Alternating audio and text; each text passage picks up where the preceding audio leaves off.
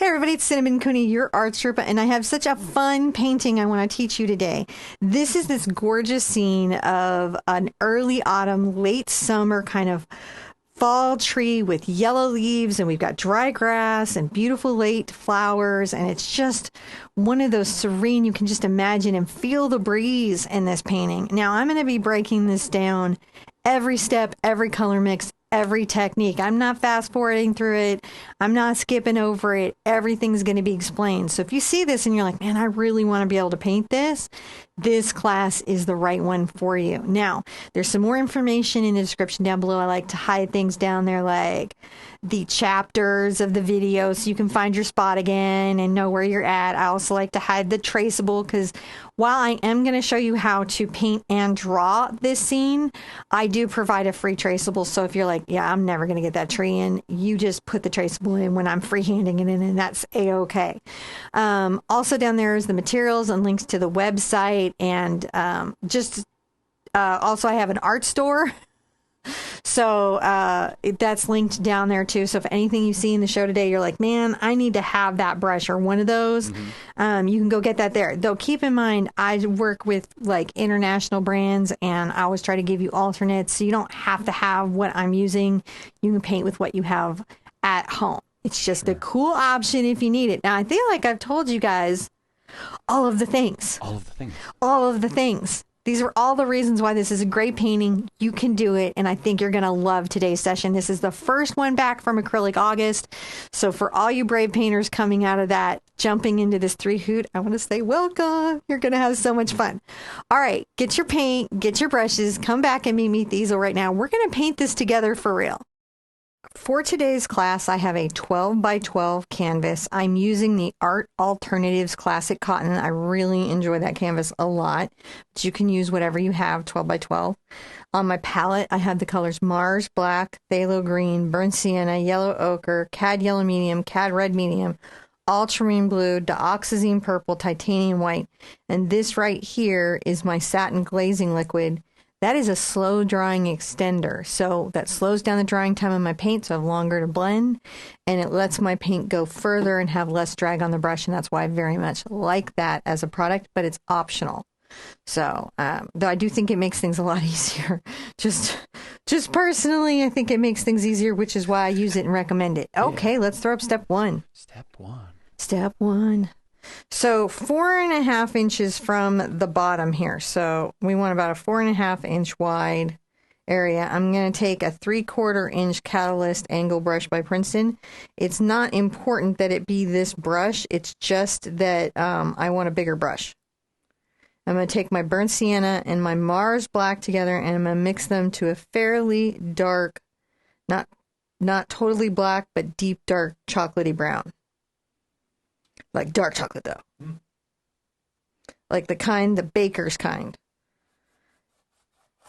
Right? Where you're like, it's baker's chocolate. It's the trick chocolate kids hate. I used to just think baker's chocolate was like the worst. Here, I'm going to kind of go across here. I'm going to just eyeball it. Funny how it doesn't have to be a perfectly straight line. It's completely okay. I want a little bit above it there, but we're going to have trees and stuff, so... Trees and stuff. Not that important. So many trees and things.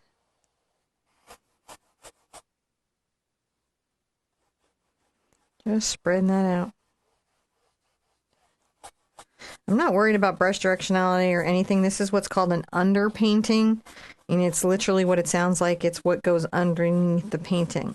Acrylic doesn't blend in the same way that oils do, and so it doesn't layer quite the same, though sometimes they can be very similar in their behavior. But generally, it helps to have at least some color down when you're starting. So the lower half is this chocolate brown. I'm going to rinse my brush out thoroughly. And we're going to just paint the upper top with ultramarine blue. Just go right across here. It doesn't have to be neat or tidy.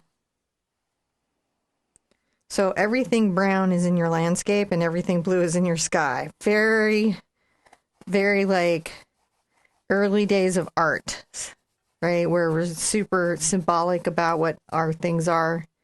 Right. The sun is yellow, the sky is blue, trees are green and look like lollipops. But it's some beginning dialogue that we have in our little artist hearts. Sky is blue. The other thing that this does is it makes sure that your canvas gives you a very good result when you're painting it. If it's got any coatings on it or anything that will fight paint, this fights back. When the paint needed to fight back. I'm just smearing this out here. Not even particularly worried. What I want to do is just cover all the white canvas. That's what I'm trying to do. Covering all the white canvas. Now, once I've got it all covered, I might come through and just smooth things out a little bit. Make them horizontal. Just because I'm going to be doing kind of a transparent sky effect up here. And maybe there's an off chance that my brush directionality could show up in the sky. So just in case.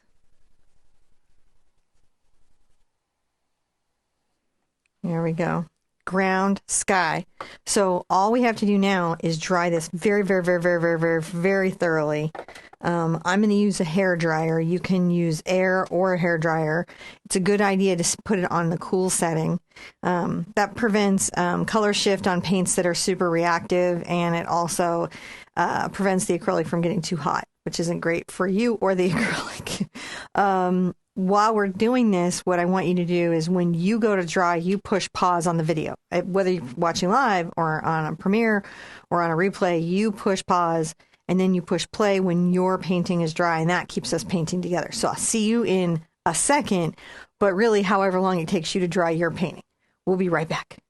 So now I'm going to start working in the sky. I'm going to take a 1-inch oval mop. This is the Princeton Select oval mop. It's the one that is brown with the dark brown at the tips, not the black, not the white, because they all have the same name. So just be aware when you're looking for it, you don't want the black or the white because those are natural hairs. I'm going to go ahead and get this a little bit wet, and then I'm going to drag off the extra moisture, wipe it out in my towel, and I'm going to go over to my glazing liquid.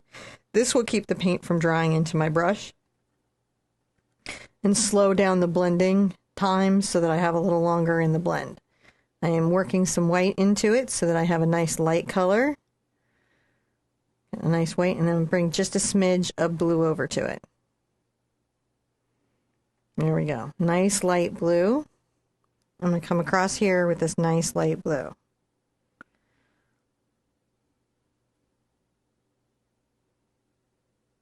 Okay, we've got trees on both things, so don't worry too much about that line there. I mean, worry a little bit about it, but don't be overly concerned. Be regular concerned. Let me just brush back and forth here. I'm going to add a little more blue. So I'm getting a little bit at a time so I have control over it into the mix.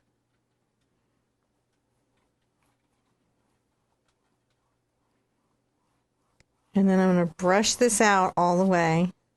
I'm going to go ahead and get some just ultramarine blue. And I'm going to maybe even grab a little of my glazing liquid just so that it flows off. I'm going to come up from the top down into my light color.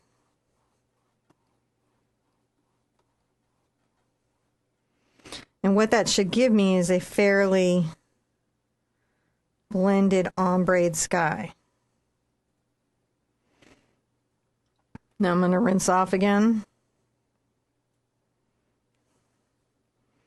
Wipe off. I might put the glazing liquid back in there just to improve the flow. Go ahead and get that blue again. Load on both sides. Brushing down. So nothing is dried for me. I'm still in the blending phase.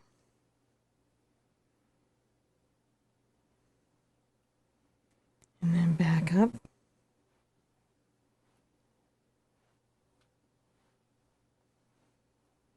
you can do this without the glazing liquid if you work very, very quickly. But if you are working slowly, you will want some glazing liquid. Now I'm going to rinse my brush off and just kind of, I overpainted a little bit, so I'm going to just pick it up. Not that I really care, but I kind of care a little bit. So I'll just go ahead and pick that up. All right. Now, I don't actually want to dry this yet. I'm going to, but I want a new step. So it's nice if it's still wet. I'm going to grab a little bit of my white on the same brush, and I'm going to come over here and make little marks. And we're going to paint in the kind of shapy shape of a cloud.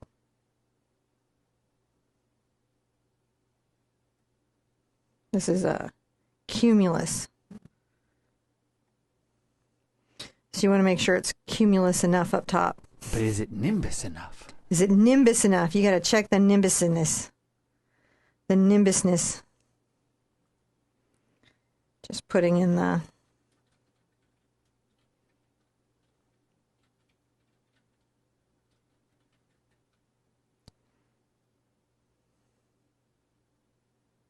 Just a little bit up here.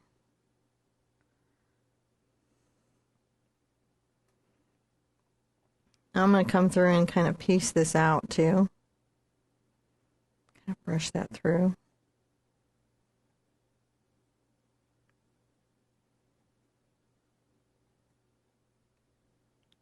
Get through here very carefully.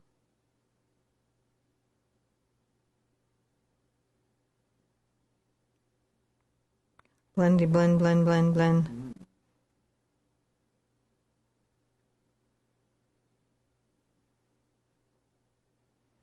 Okay, I'm going to rinse out my little brush here. Put it to the side. And then I'm going to grab a number 8 round. This is a number 8 Raphael d'Artagnan round. I'm going to go ahead and get it wet and wipe it off. And I'm going to begin to paint my little cloud line a little more thoughtfully.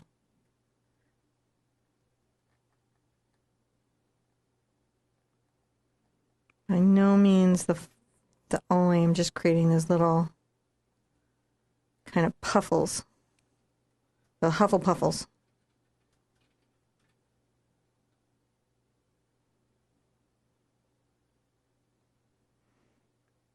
This one kind of comes up from here. So.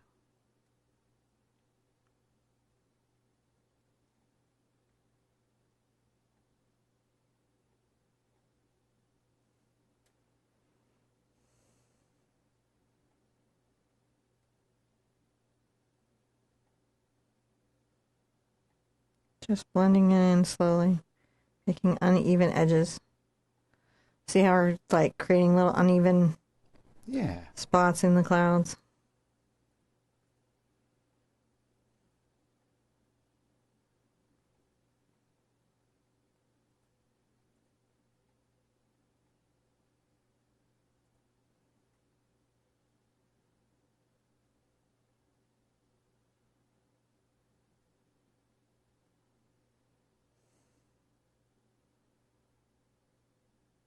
Sure, I'm just kind of got this. It's not a white, it's a blue white. That's interesting. Right? So now what we've done is we painted kind of the shape of the cloud, right? And we're going to want to come in and paint the cloud. And to do that, I'm going to want to dry everything. So now I want to paint in a little more of my sky and my clouds. I'm going to take my white kind of over into my blue and begin to paint the clouds actually in. So I like to use a little white and blue just on the inside here, just creating a little bit of depth.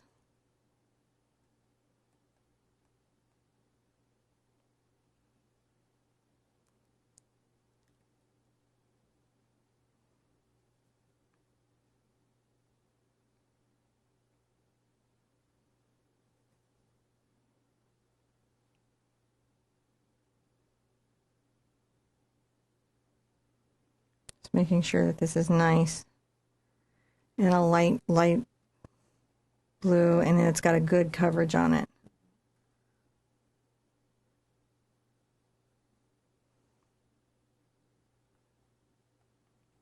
Now I may come back into my oval mop again, take a little of my white and blue together, glazing liquid if I need it, and just come down here and make sure that this down here, down low, is going to be a little bit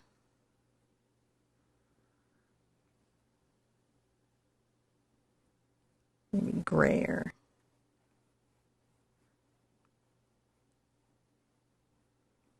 Just kind of blending it up. Rinse that out, put that to the side. You don't want to leave any paint in it. And now I'm going to start coming along here. And I think this needs to have a little bit of upraise.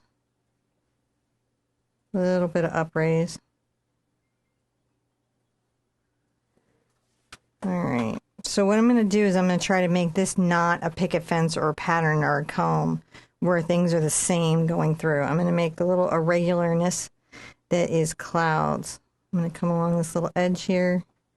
These are little curved strokes. And what I will sometimes do is come out and make little pufflets that come off the cloud. So the highlights in my clouds will be in the forward facing area, and at the top it'll be slightly darker down here. And I may come over and paint the far side because the far side's actually the harder one to paint. Now, don't do the best work of your life here because there's going to be a big tree in front of it.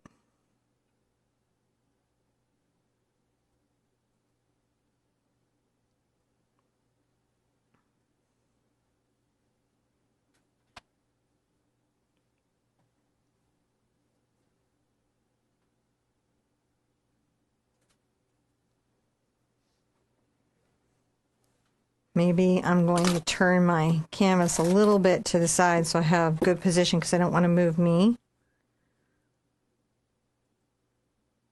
Come here and I'm going to make a little backwards and forward line.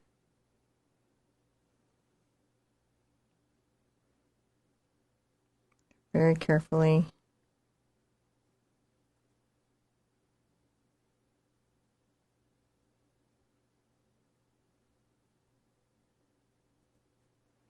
Paint a little bit of a wispy cloud there.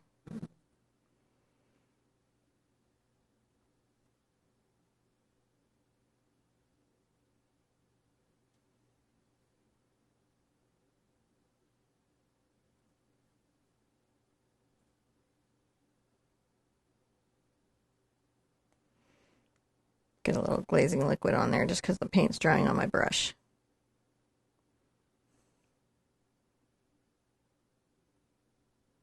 It will make the paint juicier, so you might have to lighten your brush pusher.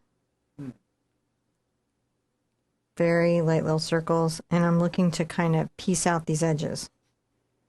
Piece out. Now I might get a little of my blue cloud. Kind of come in here and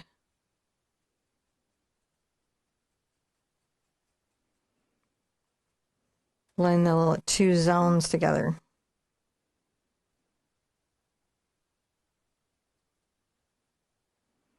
This is so that I have enough value. I can put some like low clouds down here and kind of piece out the banks. Okay, I'm going to make sure that my tapes are where they need to be. And that my painting is where it needs to be. And we'll come back and work over here a little bit. I'm going to grab some more white.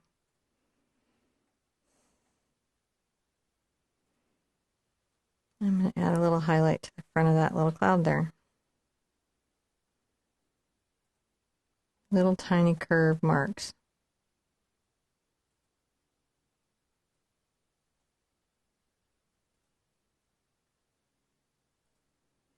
There you go, a little cloud floofing off.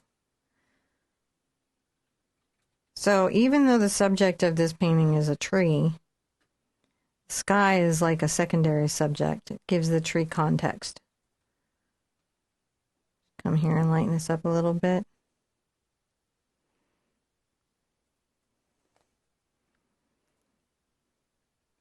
So we're just building up our clouds like over time a little.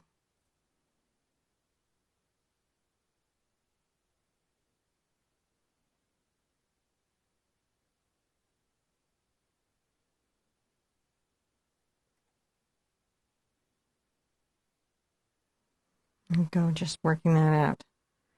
So we're not painting the clouds just white, we're painting the value of the clouds. And they're reflecting the sky around them.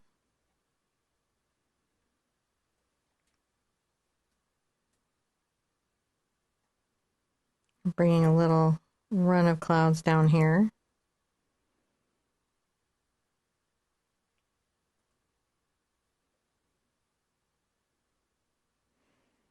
A little more blue in it, so it's not quite as white, but it's lighter than the background.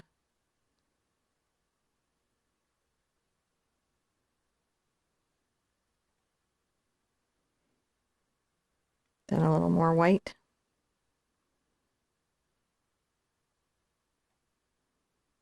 Paint the fronts of that little puff. So you're painting the fronts of the puffs. You're highlighting the fronts of the puffs. Respect the puff.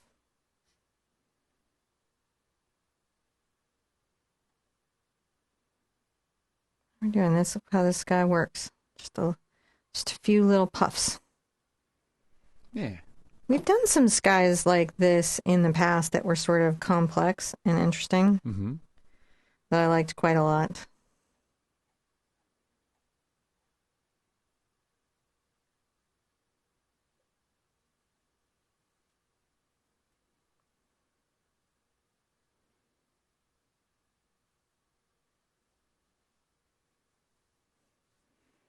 I'm going to just get a little glazing liquid in here just to stop the drying of my paint.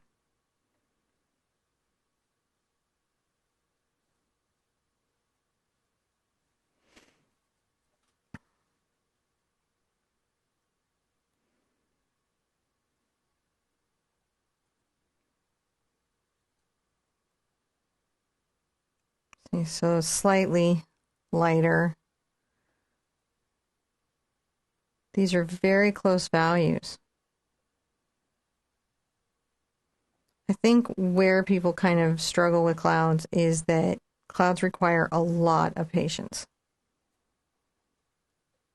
And I think it can be frustrating, like when you first start putting them in and they don't look quite right. It's hard to hang in for the whole thing. Grab a little white here. Yeah.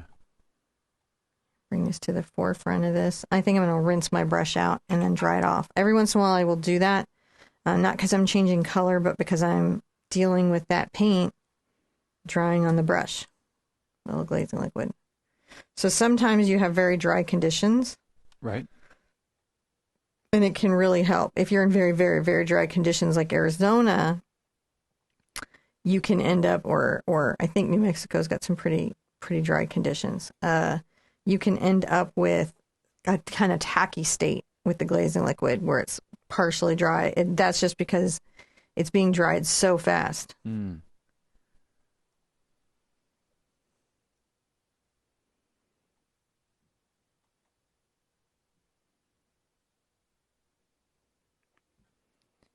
Just bringing those down through there. And then come right here and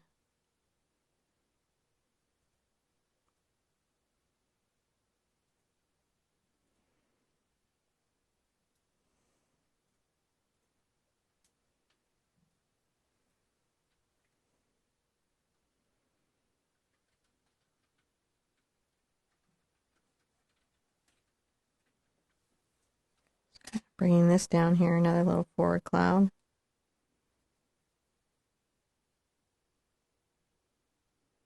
You can kind of see how by using the two colors to shade it out, you can get more subtle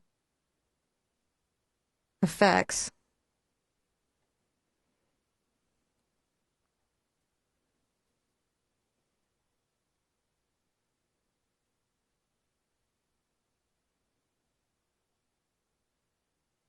I'm just painting slightly lighter little clouds there. They're kind of a little blue and white.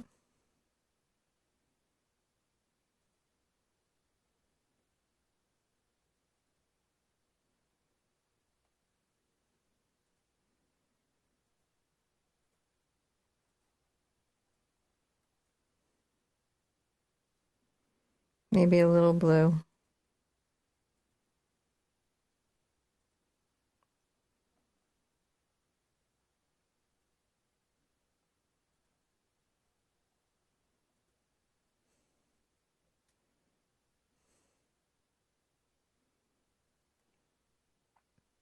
Just passively, happily painting along. It's very like, look, man, it's very cloudy. Just gotta paint. It's a very cloudy day. Very nice to have them. The best mindset for this, I think, is to imagine that you're here on this cloudy day and how relaxed you would feel to watch the little clouds go by.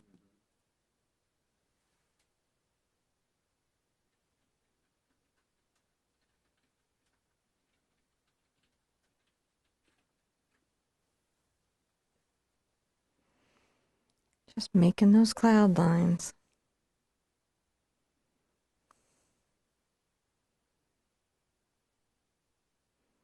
Again, don't do your best work of your life over here too far because tree.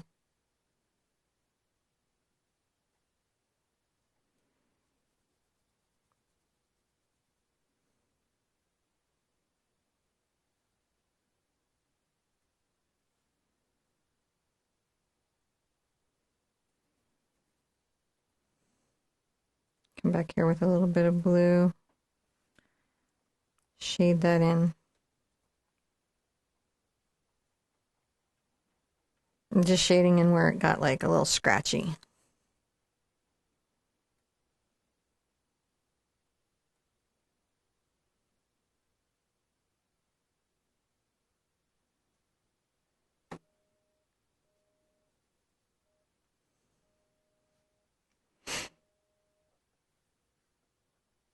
There we go, adding a little more white to my brush. I think I might turn my canvas to the side again.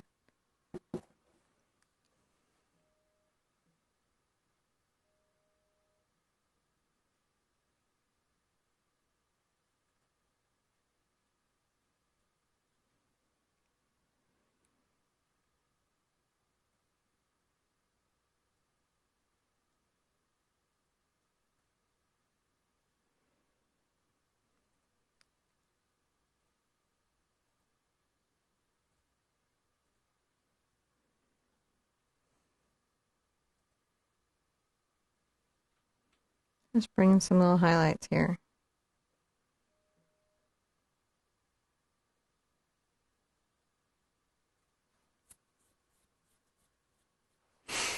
Distant cloud bank. Painting a distant cloud bank.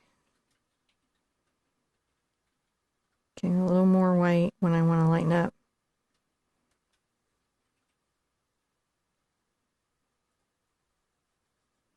I'm going to come here with a little bit of white.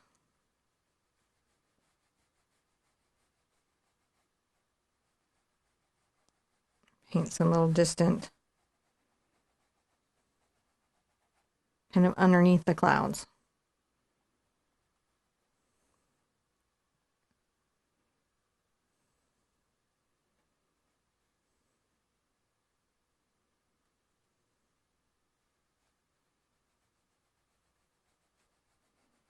Back here, sort of back and forth, I might get some glazing liquid. Kind of lighten this up a bit.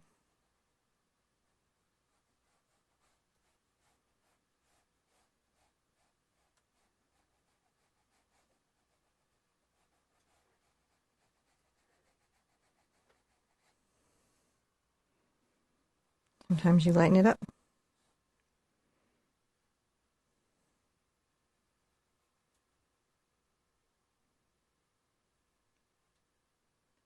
Load the toe, wiggle, and then back and forth.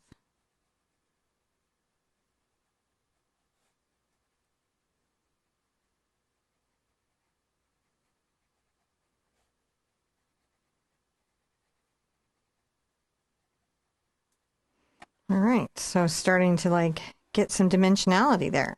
Yeah, it really is.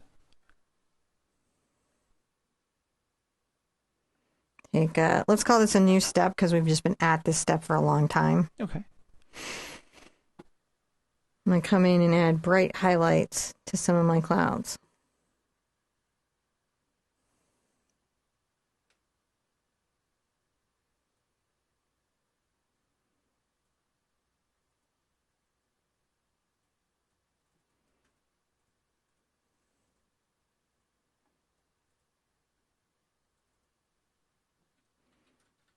Sometimes I'll grab some glazing liquid just to improve the flow of my brush.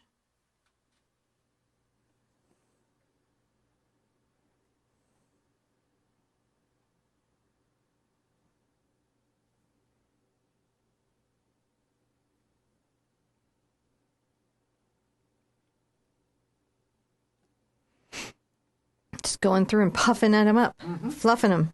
Fluff your clouds. Fluff them up. Shake them out.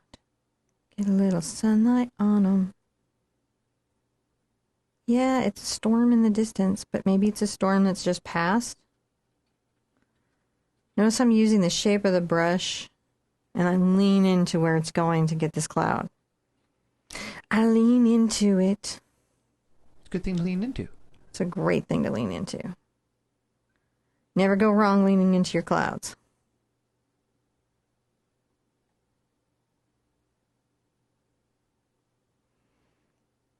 Come right here and kind of really get glazing liquid every once in a while.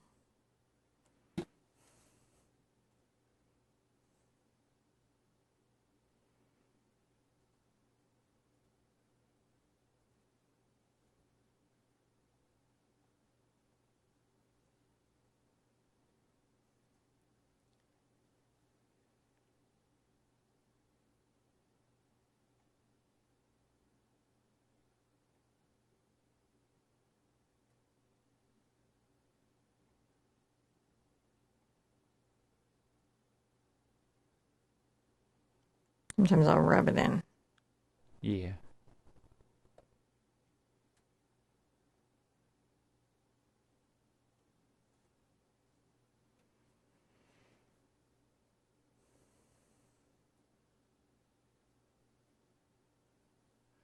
Little glazing liquid, little white, just to improve my flow.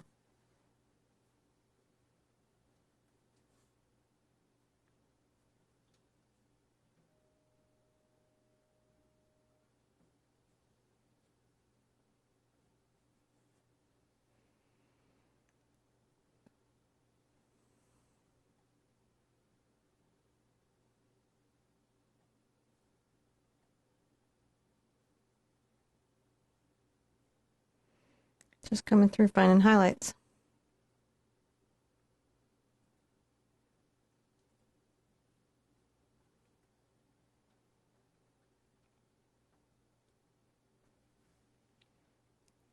I look for areas to like remain in the shadows. This is kind of fussy work. It's kind of fussy. Well, you gotta get your clouds the way you want them. Gotta get your clouds the way you want them. Gotta keep your head in the clouds.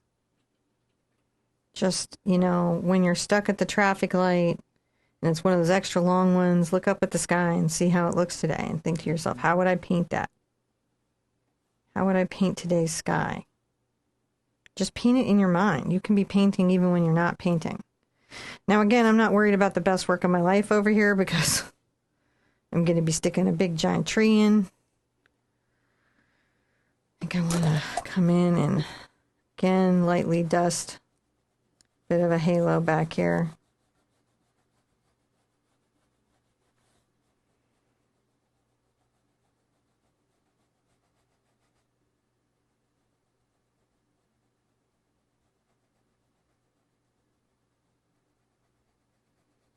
Kind of blend that down.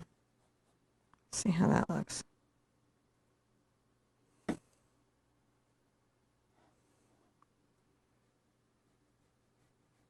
Again, we're going to have some trees here, so it doesn't need to be the best of your life.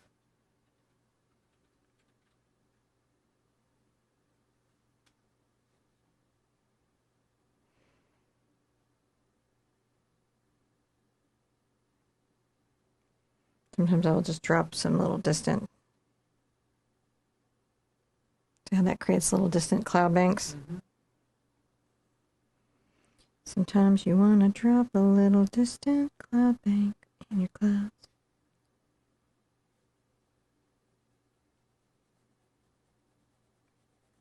Fluff and blend, fluff and blend.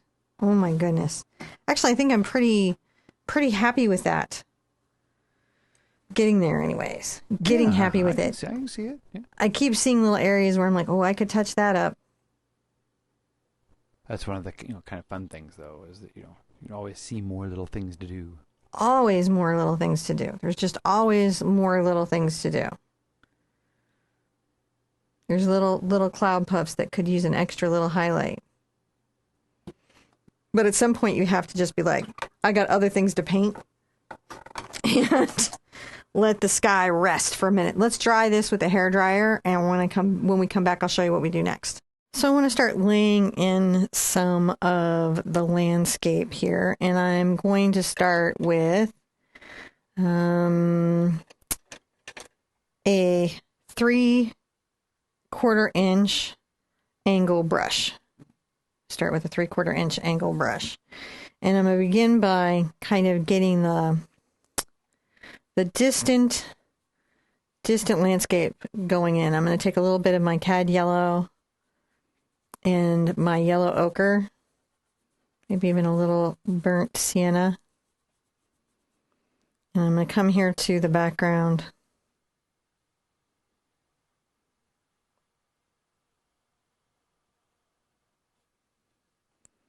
Kind of get this in.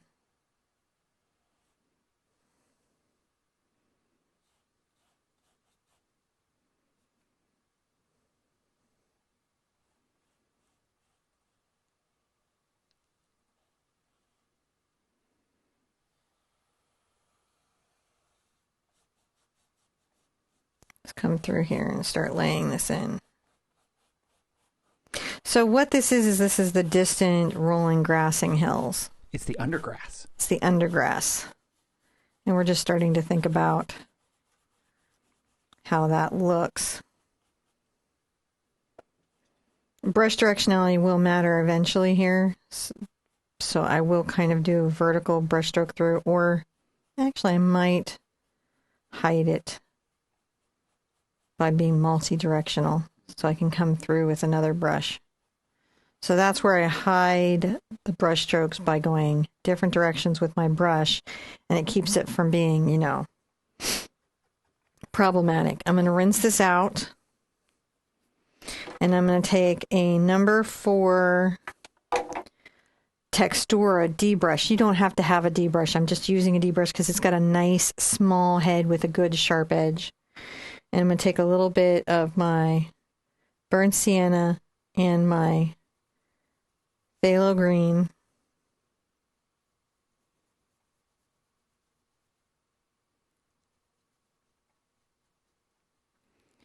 Get a little bit of white in here.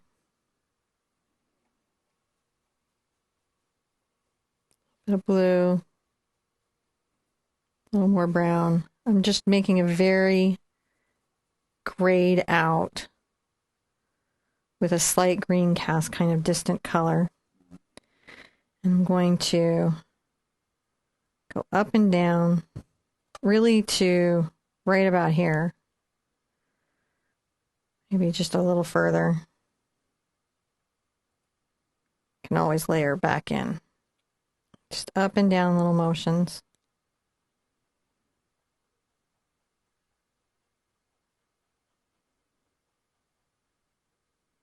Seeing how that is. That's a nice little distant tree line. Yeah. Oh, so many distant trees. Again, don't do your best work of your life over here, because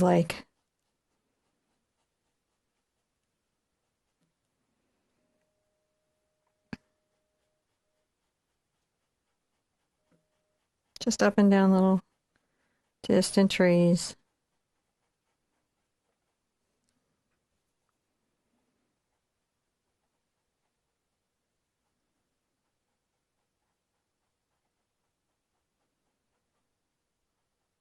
maybe down low a little bit. So I'm just trying to make sure that the trees go up and down.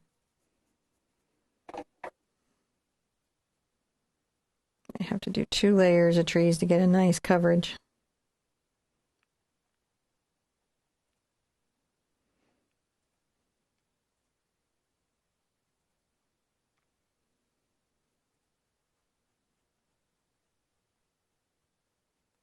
Just making sure they're nice and painted here.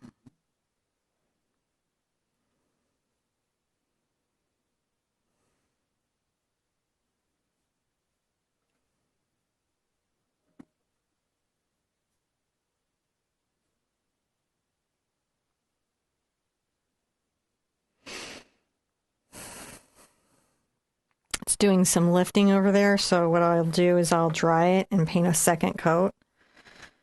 What do you mean by lifting? It's removing paint. Oh. As I'm painting. So I have to dry everything and go again. Ah, gotcha. So we're putting this in a new step. What causes this is I go through and I paint it the initial layer, right? And it's a little bit transparent.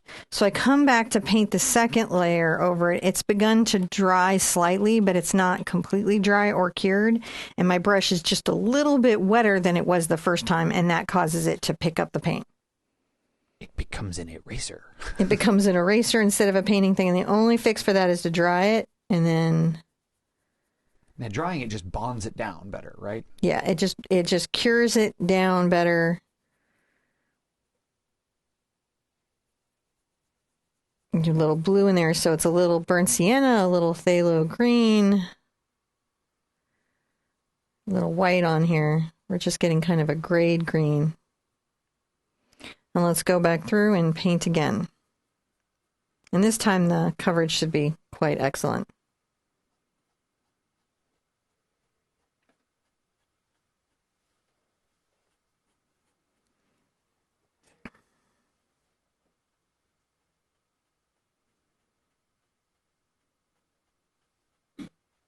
And generally, I'm never sorry if I put extra time into something, so it still works out. I agree with that.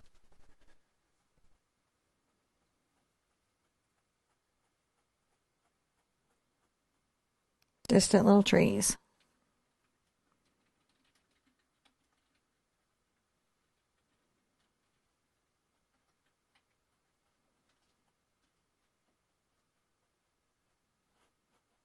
Here we go. Nice distant little trees. I like them. I like them a lot.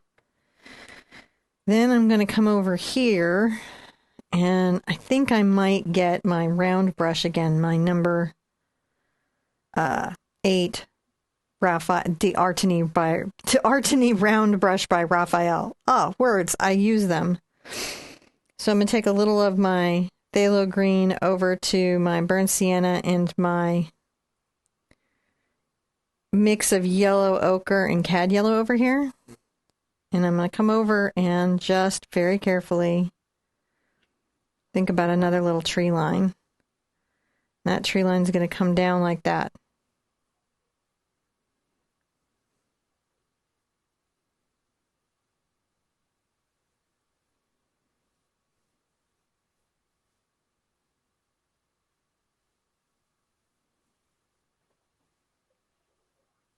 Just trying to make sure it's a nice little tree line.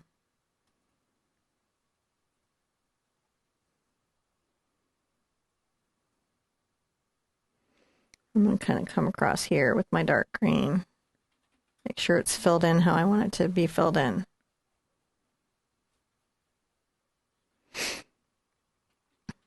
I'm going to do a little bit of my burnt sienna and my phthalo green at first.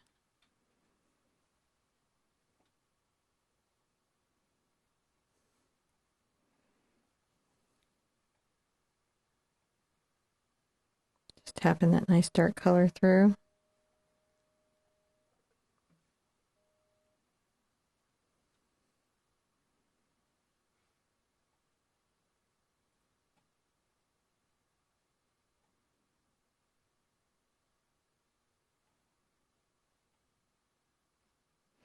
And then once I have that in, I'll grab some of my yellow. And that is a mix of the cad yellow and yellow ochre mixed into my green. I haven't rinsed my brush. Maybe even a little more yellow ochre. And I'm going to just kind of work it through some of these little distant trees.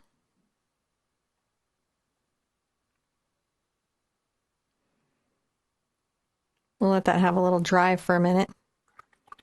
It'll have a little dry for a second. Get back into my distant wheat color, which is my cad yellow and a little bit of my yellow ochre, and let's get some burnt sienna in it. Let's go white, a little more yellow. And I'm going to turn my canvas a bit to the side so I can kind of work it.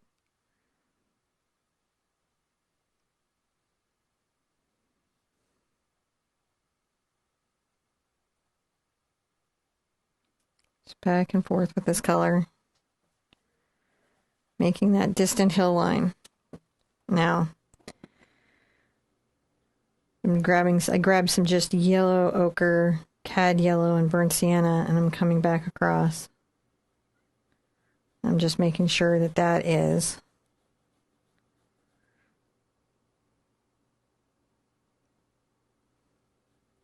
color I'm coming across with.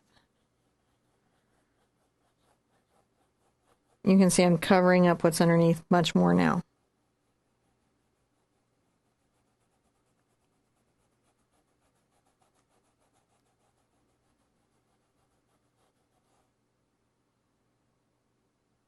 Just come across here.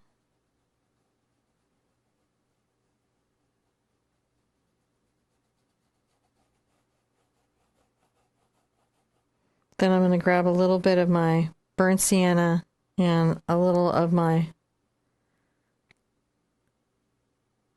black, and I'm going to blend a shadow down here.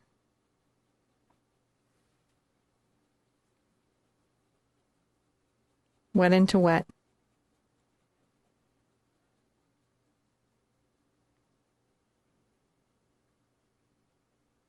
Wet into wet, just burning a little shadow over here. This will go across this whole hillscape.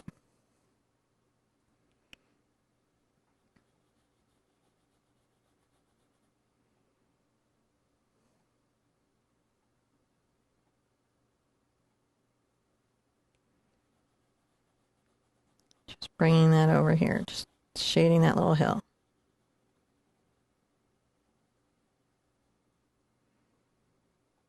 Back into my yellow ochre, cad yellow.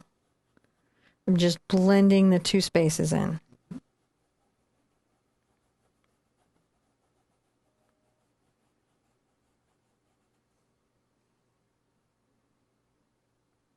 A lot more yellow. Good bit of white.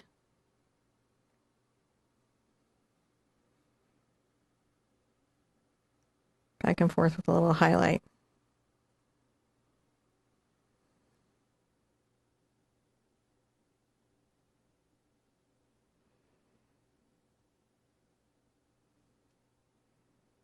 To make sure it's in a point so I can get through this very delicately.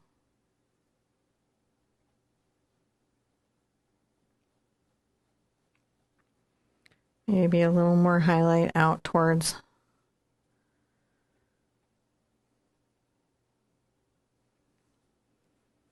and a little more yellow in the yellow ochre. I'm going to grab the highlight color again. The little yellow ochre, little cad yellow, titanium white.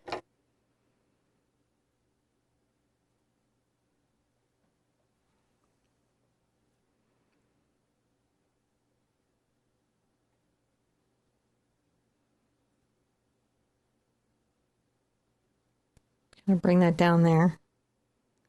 We're just starting to shape some hills.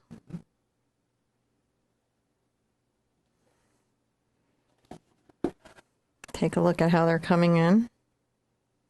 We're shaping some hills. Woohoo! Well, what's important is where you gotta give the hill. The hills don't shape themselves. They don't. These hills are not going to shape themselves. That is a true story. These hills are alive. With a little titanium white now.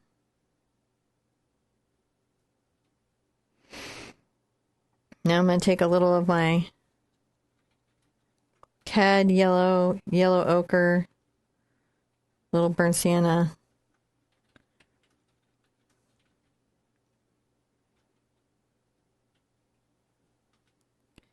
Kind of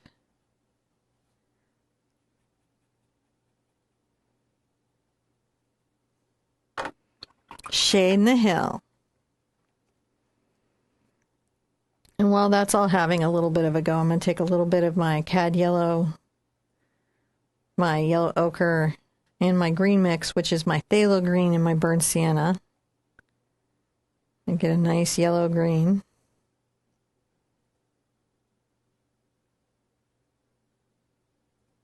Tap some highlights on the top of that.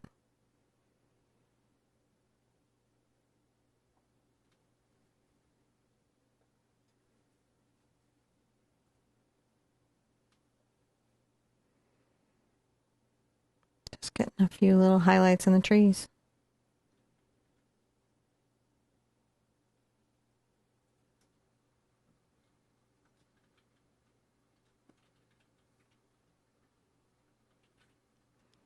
These are just distant objects, so sometimes we don't think about really painting them, but when we do, we can get some very nice results. Now we need a little bit of our Shadow Hill color, which is our burnt sienna and Mars black mixed into our yellow ochre, cad yellow. Let's mix up a good amount of it now.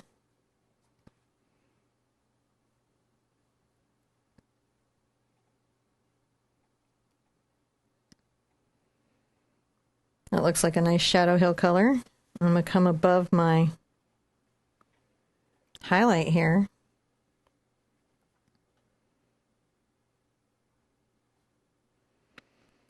And exaggerate that hill. Just playing with it. It's distant stuff. Yeah. That's good stuff to do. Good stuff to do. Bring a little bit of my just pure color through here.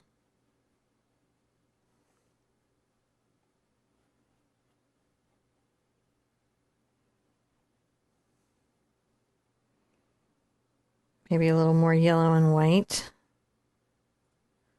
Just kind of along the top of that.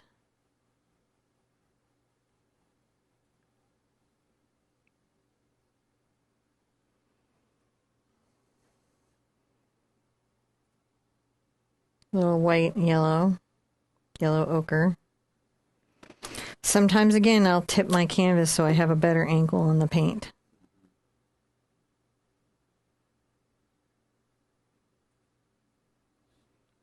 Just blending wet into wet. It's nice. Highlight. Kind of blending it out there. Just blend it. Just going over it lightly. And then along here again. And just making sure that the tree line has got some nice highlights, right? Well, yeah. Yeah. Okay. I think that's actually pretty lovely. We have some distant hills. We can always come back and visit again if it needs anything from us. It may or it may not, but really it's going to be down to how our tree goes in and how our grasses go in. So let's dry everything with a hairdryer. I'm going to come back. I'm going to show you what we do next. So now I'm going to want to sort of plant my tree. I'm going to grab a little of my ground cover, my little yellow ochre and burnt sienna, and I'm taking a number 18 Raphael d'Artagnan brush. That's a hog bristle brush. I just want something scratchy. And I'm going to make sure that when I go to plant my tree, I've got a little bit of this kind of down here so that, you know, I don't have to work so hard to hide it from the tree.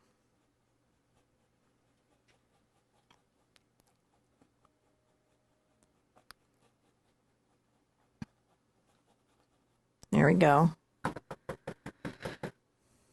I think I will want to, I'm going to put this aside for a second. And I'm going to give my fan a try. Got a fan brush. If you don't have a fan brush, you could do a grainer. If you don't have a grainer, you could flick up with the D brush. So there's lots you can do. But I'm going to try a fan brush. I'm going to get it a little bit wet. I'm going to come here and grab some of my yellow ochre, a little burnt sienna,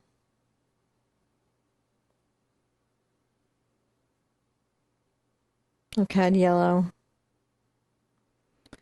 and I'm going to come here and just, oh yeah, I like it, make little upward brush strokes.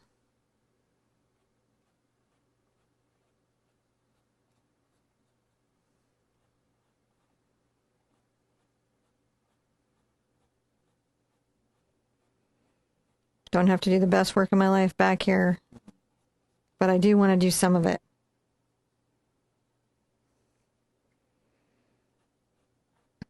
I'm just going to brush this up. I let some of the shadow show through.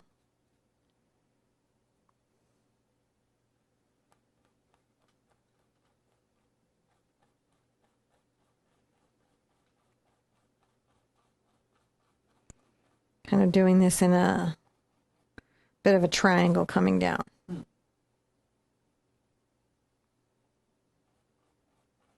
I don't mind if a little green picks up in my paint.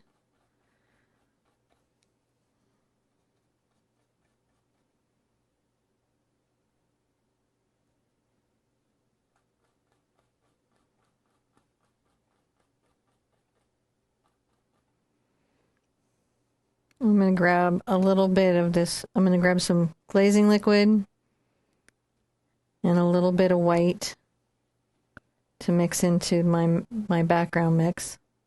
Right, yeah. Just something a little lighter.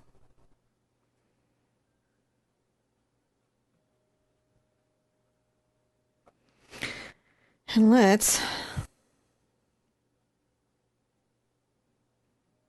add some highlights. It's the grass highlights. Just a few little grass highlights. I like them. I leave shadows.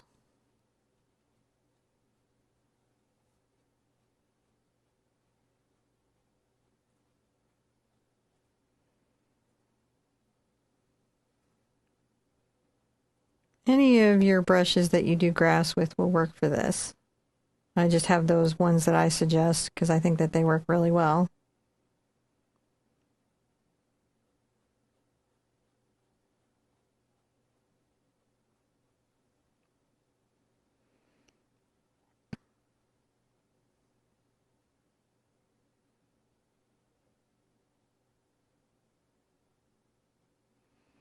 Just some distant little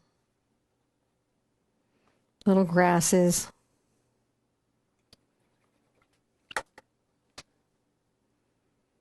And I'm going to take a little bit of my white, my glazing liquid, and a little of my blue,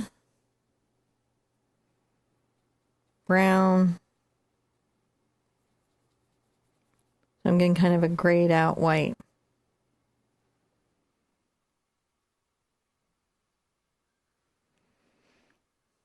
And I'll just very carefully touch little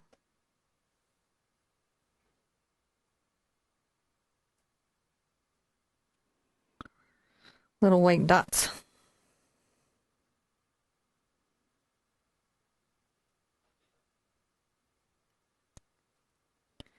I'm just careful with the brush. I try to make it random. Just use some of the brush to drop some dots in. Yeah. Some big, some small.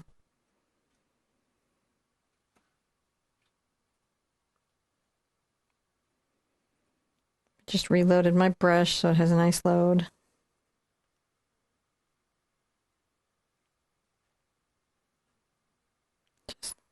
These are little flowers that, you know, are out here. We don't see them particularly well. Right. But knowing that they're there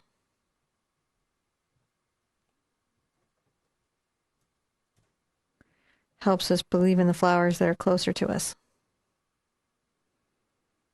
So when we tell a story of the faraway flower, it makes the close flower feel more believable. It is more believable. A lot of times, if you're adding flowers to a painting, one gets just so into painting every petal and every flower and everything, instead of just trying to capture like this sort of feel. Just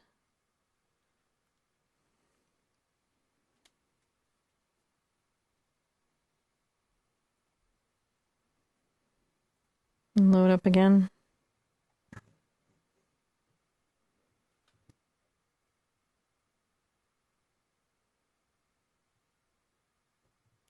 Just touch, touch, touch. Just touch, touch, touch, touch.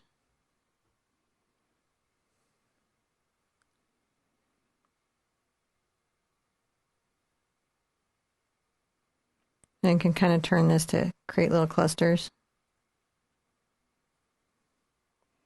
And I can always come back and add more clusters, but as long as I have something sort of out there beginning to be thought about, I'm good. Now I'm going to want to dry everything because I won't be able to do what's next without drying it first. So now I'm going to want to start painting in my tree, and there's a bunch of different ways that I can do that. One kind of easy way to think about it is you plant the trunk, and you're going to paint out the trunk a bit. We'll start with just a little bit of burnt sienna and Mars black for the trunk. It's a fairly dark wood. Grayed out highlights. And I'm going to come here and say, give myself a couple of fingers, and I'll make my trunk about that wide. I'm using a number 6. Is that number 6 or is it? Number 6 round.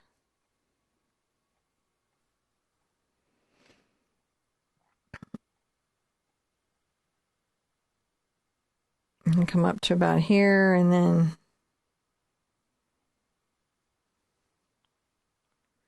bring this up over.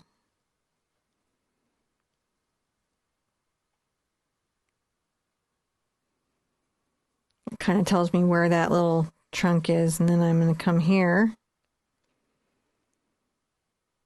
And I'm heading out over towards this direction, not quite off the page on the left, but heading that direction. Notice I don't worry about my lines being overtly straight. That's because trees are a little bit wobbly anyways, and we're going to be doing a very rough bark texture on this. I got to paint it in first.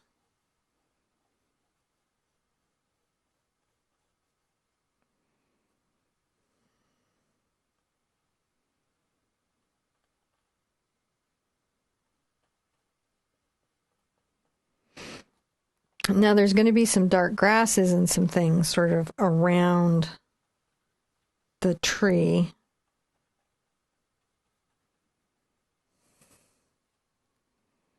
Get some glaze and liquid to improve the flow of my paint.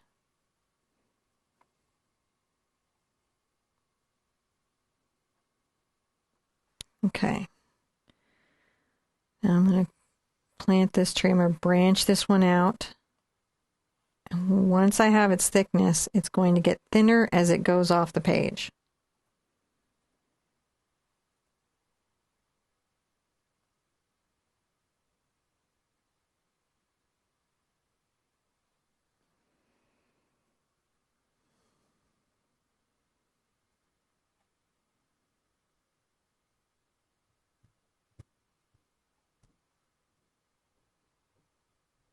This side will be slightly thicker.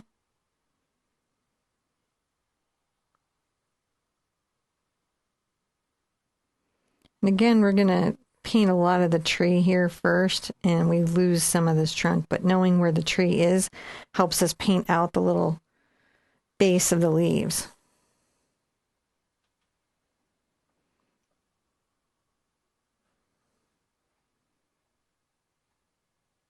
Kind of, there we go. So that's a nice little, that. And then, got to figure out how to do this rough bark. I'm going to come here and rough the edge of this. See how I'm doing that?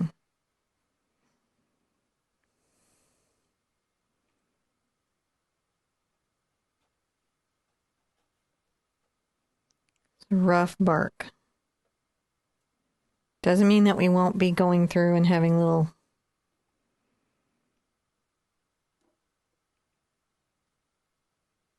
pieces, but we just want this roughness to the bark.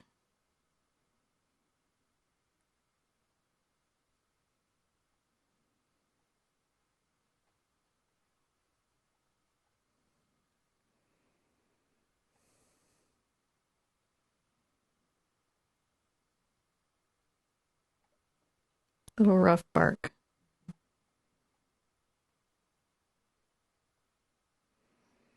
Just kind of wiggling this brush up the side.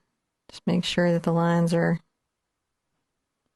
not repeated, but rough and random. Right. To the degree that you can. Just keep it, rough and random. Keep it rough. Keep it random.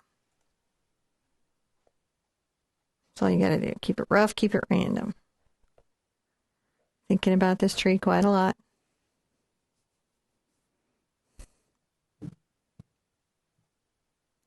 We won't be sorry that we did.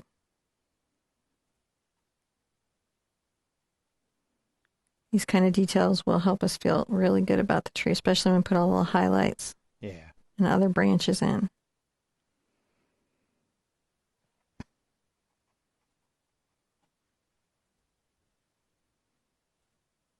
All right. That looks pretty good. I'm also going to want to come here. I'm going to grab a little bit of my glazing liquid, bring it over to my black and my brown, just improving the flow. Rolling it off my brush. I'm going to come to this side.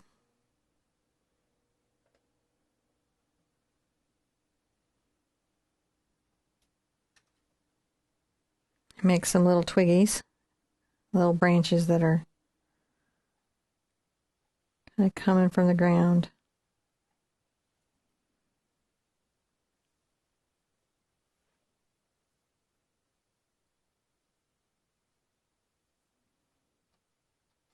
Kind of add some little textures.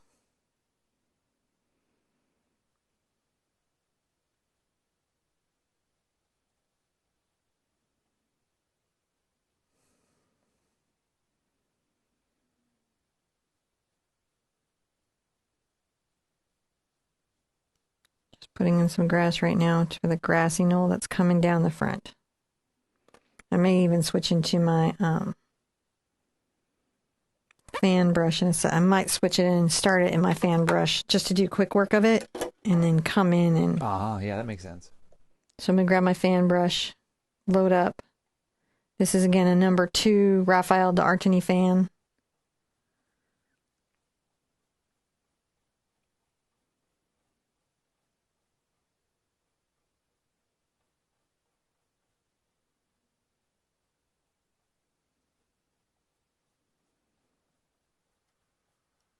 Can always come back and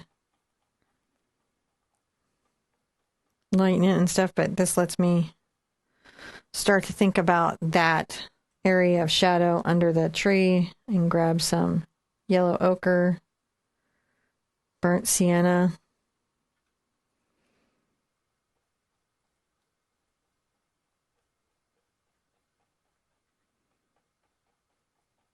All right, we'll work that later when we come back. But while I'm here, get a little more burnt sienna into that yellow ochre.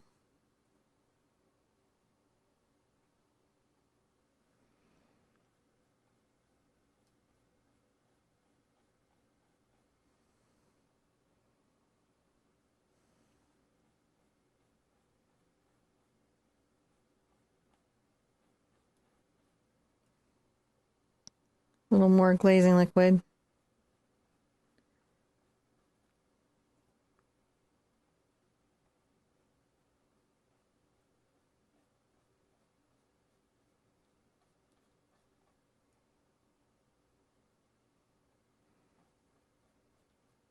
Just putting a little bit of grass in through here. Just grassing up the front line.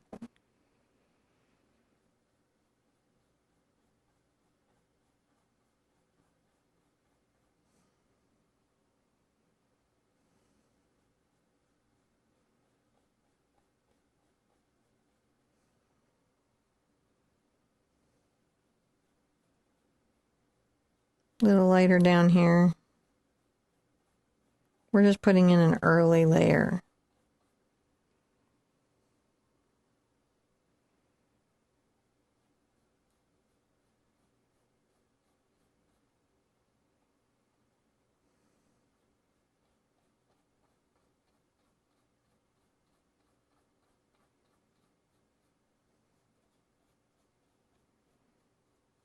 Just starting to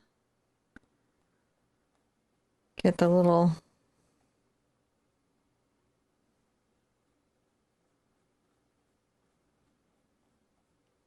hill worked out.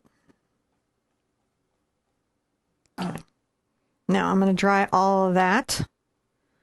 Dry it thoroughly so I can do what's next. So we're going to have to like make this make a little more sense later, but right now I want to add in some of my tree. I'm going to take the number 18 Raphael d'Artagnan brush here, and I'm going to grab a little bit of my cad red into my cad yellow.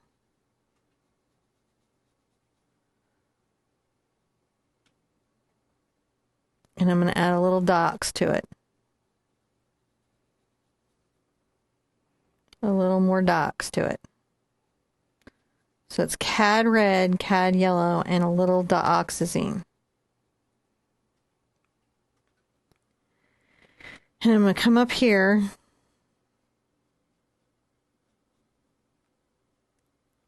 I'll paint in around my branches.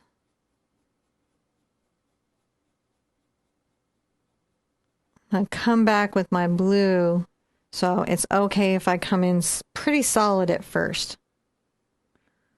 Let's put another little bunch of leaves here. I want irregular edges.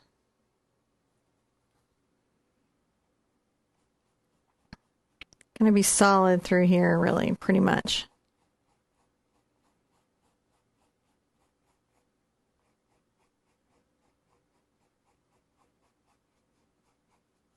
You can see what I mean about we're going to put the tree branches back.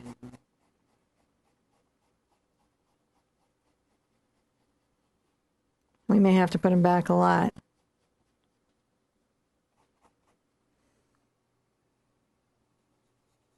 Little red, oh, too much red. Little red, little yellow, little dioxazine purple. I love dioxazine purple for my fall colors.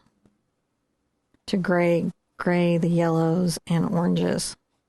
And again, we're going to put blue sky back here. Right now, we're just getting the textures and the sort of patterns that are the tree branches coming out. Maybe a little more yellow here. A little more red.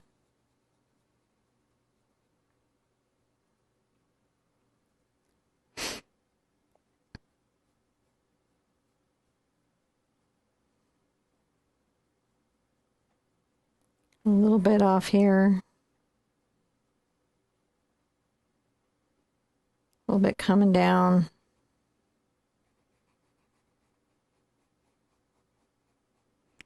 I may want to come in with a different little brush. A little bit more up here. We're just painting in the solid little blocks of tree.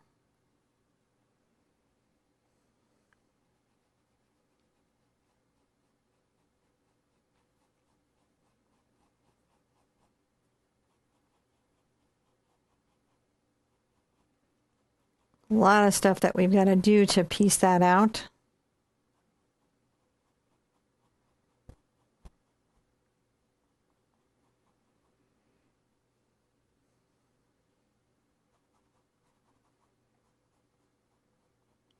It's just a starting place.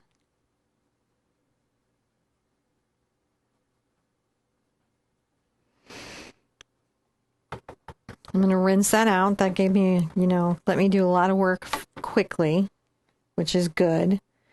I'm going to get back into my round, though, my number 8 round. I'm going to go ahead and load up a bunch of my tree color. I don't want this brush to be wet, though, so I'm going to really, really wring it out.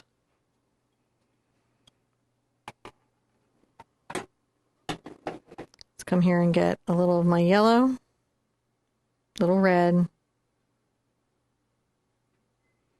smidge of dioxazine purple.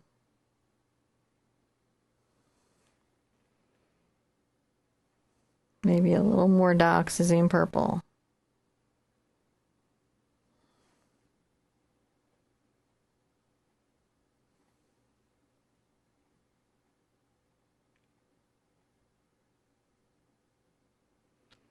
Going to make these little sort of randomized leaf marks.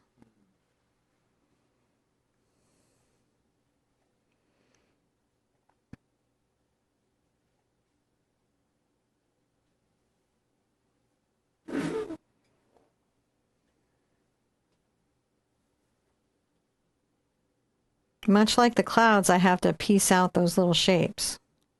Right.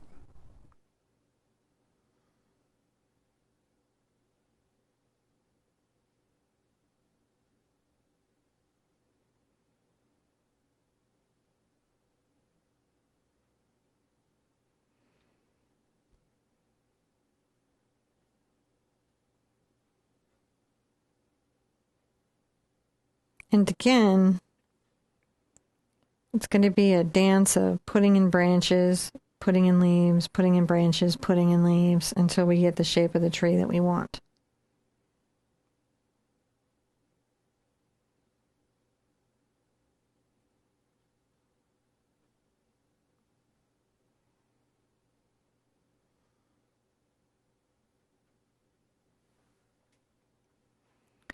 Make little leaf marks here and there.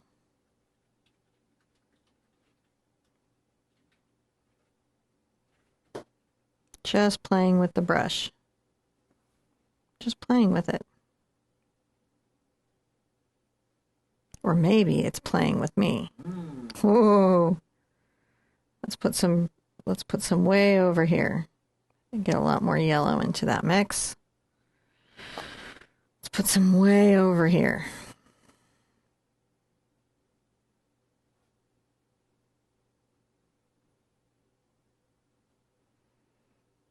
Little marks floating out into space.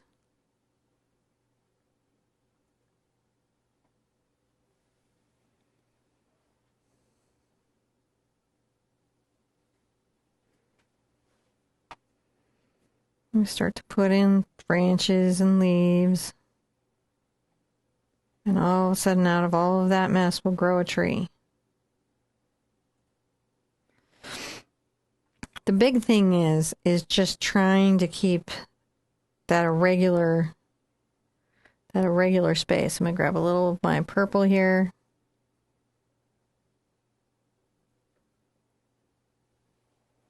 Maybe a little red.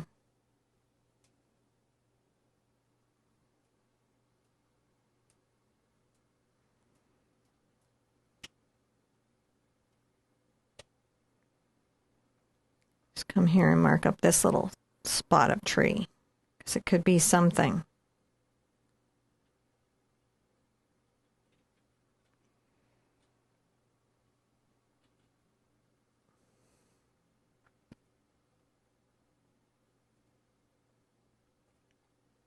Making little leaf marks.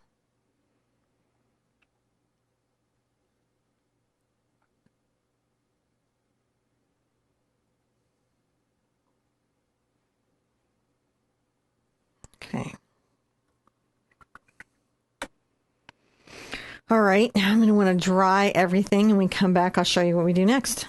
So now I want to put some more little kind of twiggly bits and stuff down. I'm going to grab my number 6 round and my burnt sienna and my Mars black.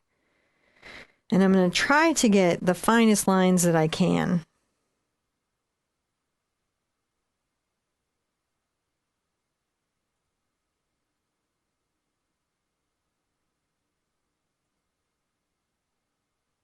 I'm going to make little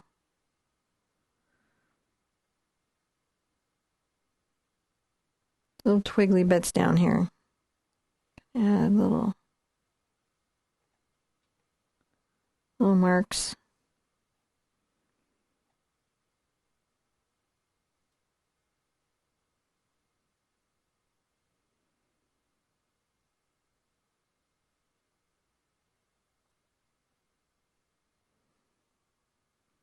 Just a little bit along here so that it has some.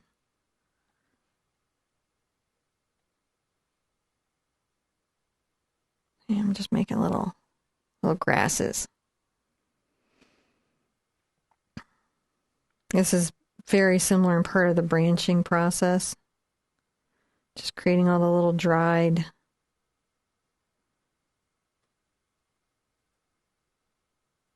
twigs.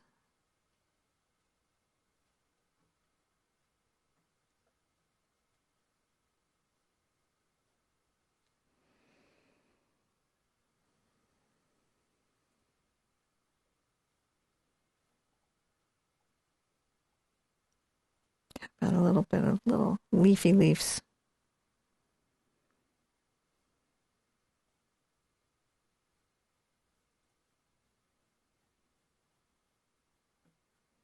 Little bit of leafy leaves.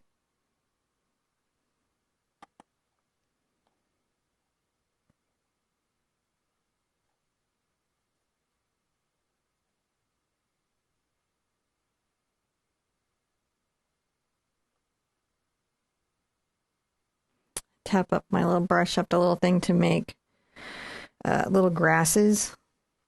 Right, yep.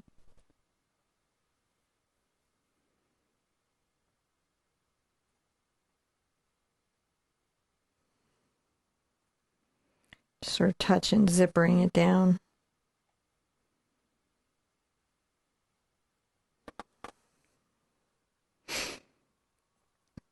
And come along here.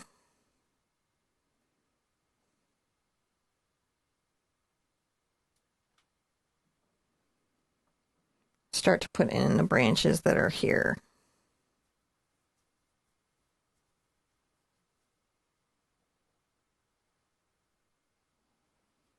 Now, this doesn't mean that we won't lose some of these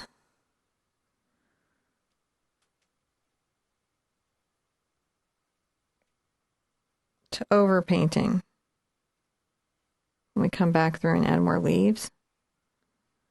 But we're just got to build up our tree. Our tree needs some.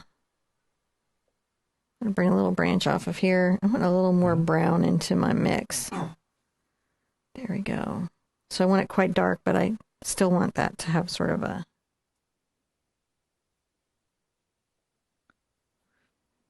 just bring a little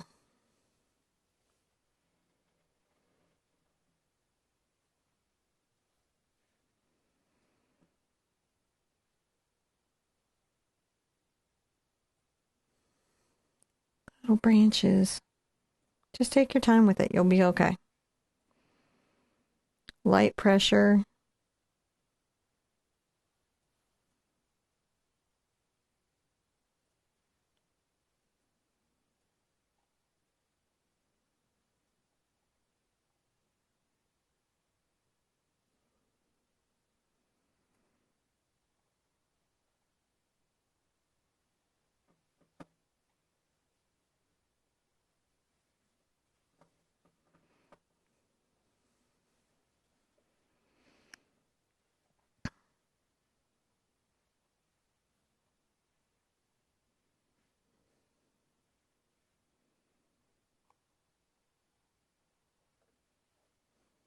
Just starting to put the branches in the tree.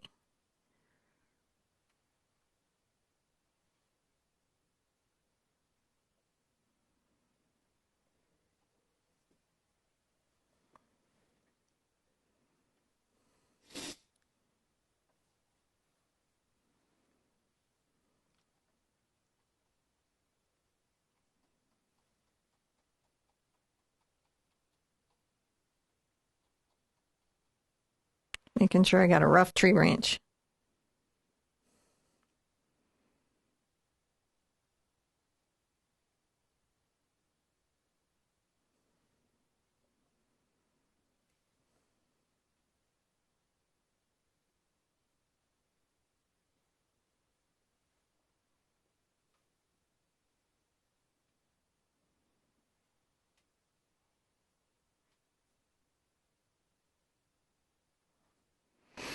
Just getting little branches.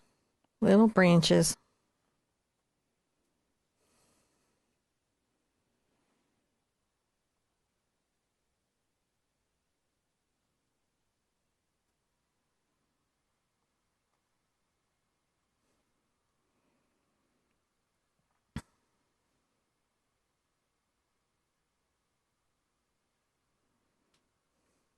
Little tree branches.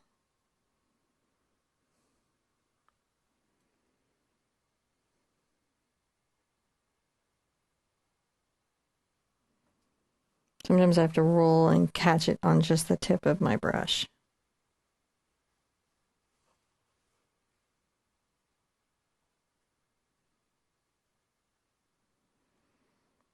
Just little twigs heading out that way.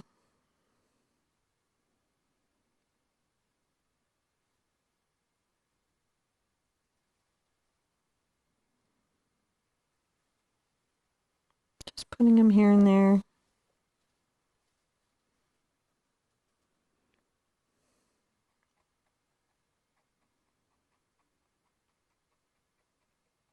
Don't be too worried about these. These will be blocked by leaves and all kinds of things. Now I'm going to get a little of my white involved.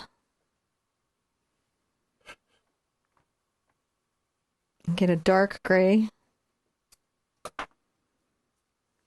And come here and make little scratchy marks with my dark gray. Scratchy marks with the dark gray. Right. Scratchy marks with the dark gray.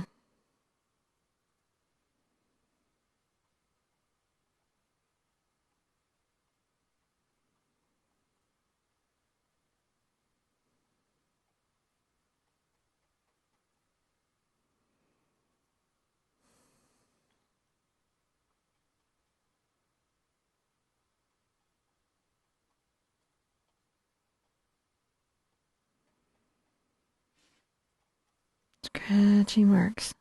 Rough bark. Rough, rough, rough bark. It's okay for bark to be rough. It's wonderful for bark to be rough.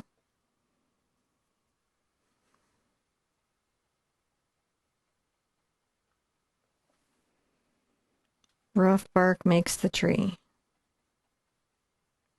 Rough, rough, rough, rough, rough. Just using a round brush here. It's not a specialty brush or anything. I could have gone through with a grainer. Well, it looks cool. I would have done a good job too. It could have come through with a hog bristle brush. Would have done a good job. A lot of times when I'm painting, I'm just picking up what I feel like using in that moment for the job. But really, there was like 20 tools that would have done it. Sure, yeah. So it's important, to experiment with new techniques and new processes, new ways of painting things, because you never know what's going to be a breakthrough for you. Right? You're learning a new technique and then you, boom, have a breakthrough. A little more white.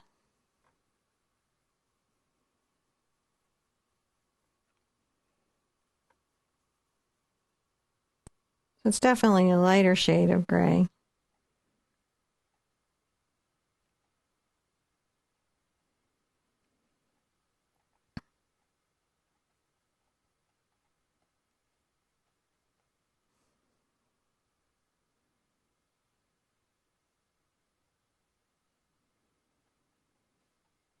little lighter kind of version there. That's making the tree come together. Yeah, just little layers at a time. Little layers at a time.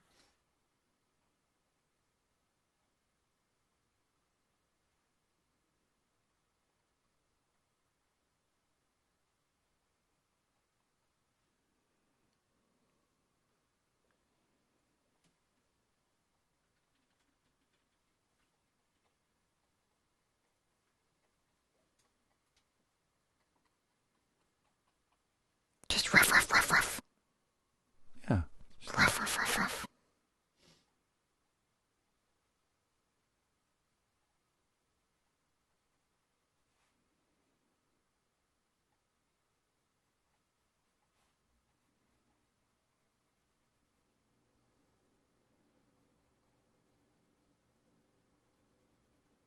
Probably could make my branches rougher too. And then a little more white into my gray. This is my lightest gray.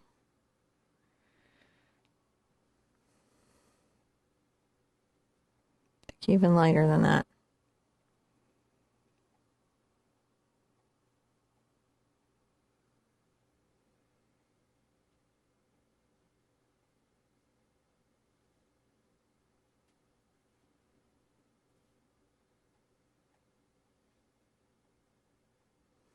But there.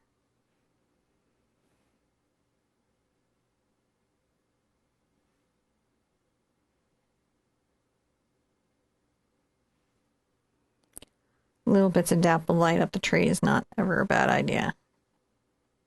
No, not at all.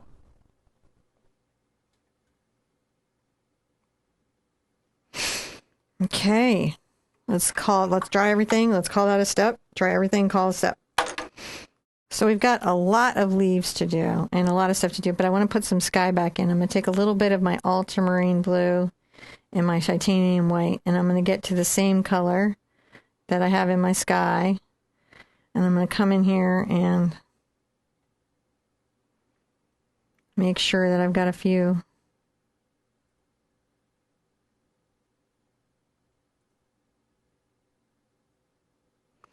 kind of tapping out some light showing through the tree.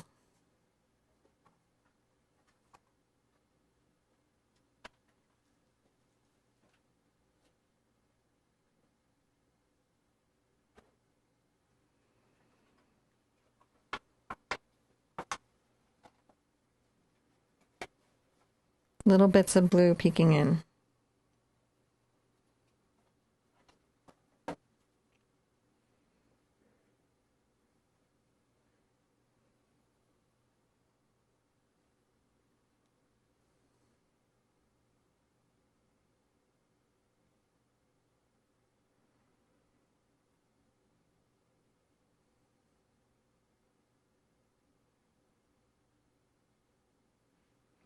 You know.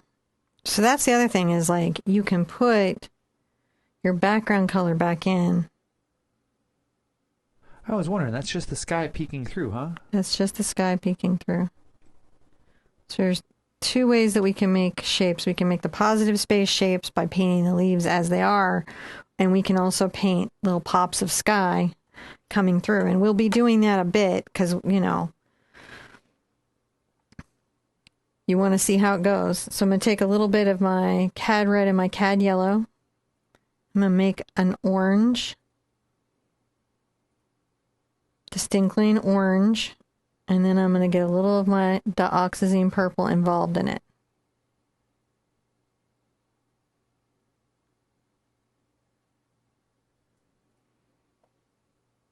Right, and this is what makes this feel kind of like the shadow leaf color. Getting a little red in it, and I just work that out.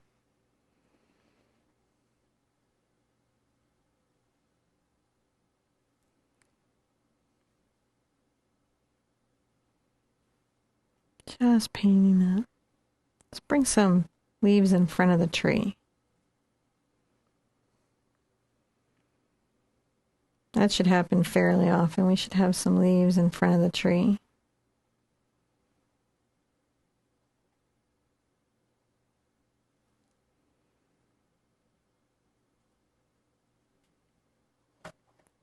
It's some work tapping the stuff in here and figuring out where it goes. It's quite a puzzle. It can be, for sure. You know, and so if you're feeling like, man, this is a challenge, that is okay. It is a challenge. Just tapping some leaves down here.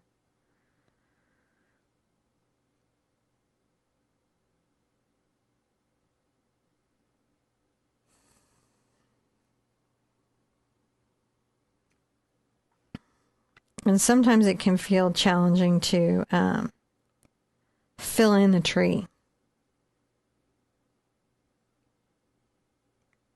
It took the tree a minute to grow the leaves, so it's okay if it takes you a minute to paint them.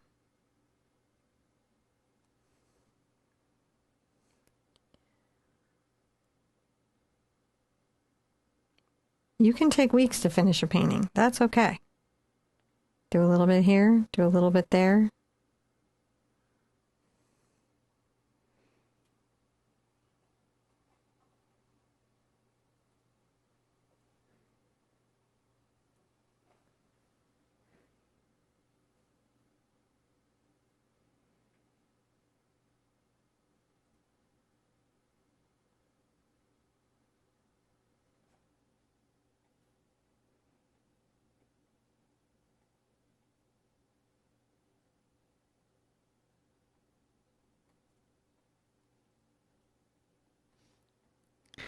And again, I may put twigs back after I paint more of the tree.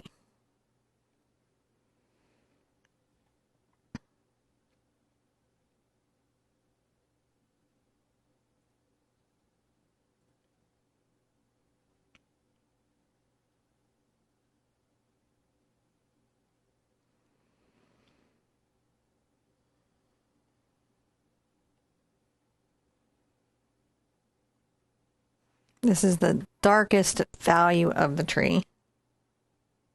When we may go one darker if we don't have good contrast, but this is right now what we're doing.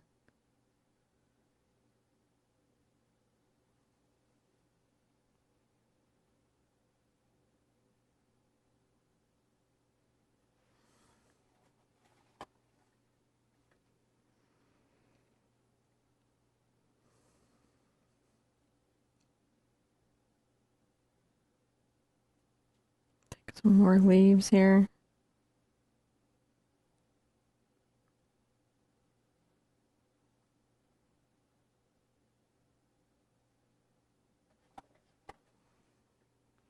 Weaving around the tree.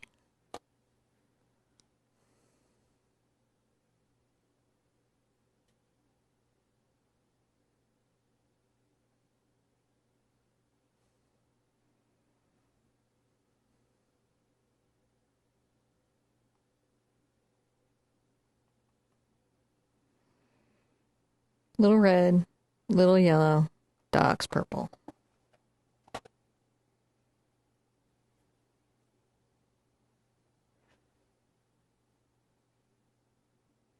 Sometimes I can get a little bit of my glazing liquid on here to improve flow.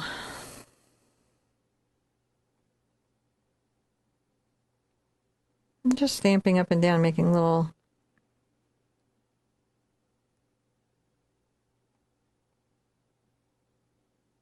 fussy leaf shapes. But you can see as we grow, the tree grows. As we add these little leaves and things, the tree starts to grow. Well, it's true, and we learn more about how to do trees so that we grow with the tree growing. It's true, though. It's completely true. You're growing right now as an artist as this tree grows.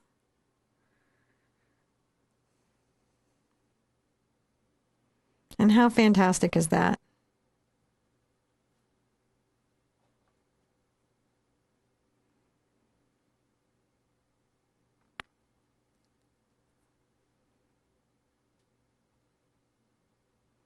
You can see I just thoughtfully put my leaves back in, building them up layer by layer. Layer by layer. That's how the acrylic paintings get made. That's how the acrylic paintings get made.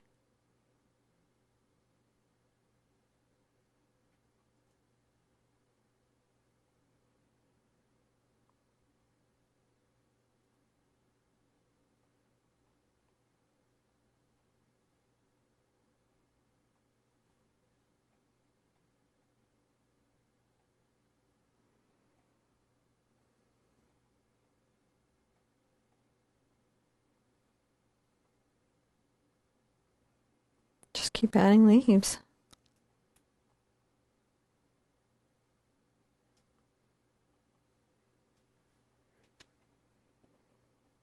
Now I like the shadow color for like underneath, and we're going to keep filling the tree out and raising the value and raising the value, and then come back and put sky in. So we're going to be at this, like doing this kind of thoughtfully for a second.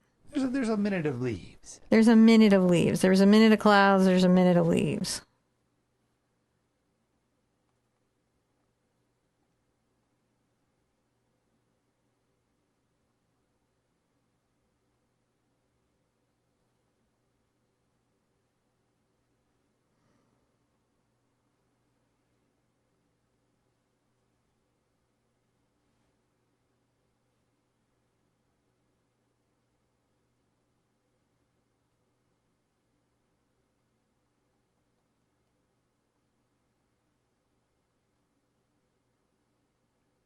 There, that.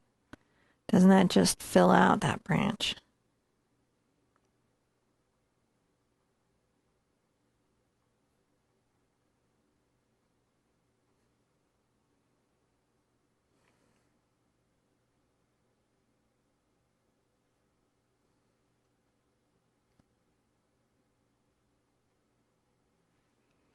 Just keep building out the tree.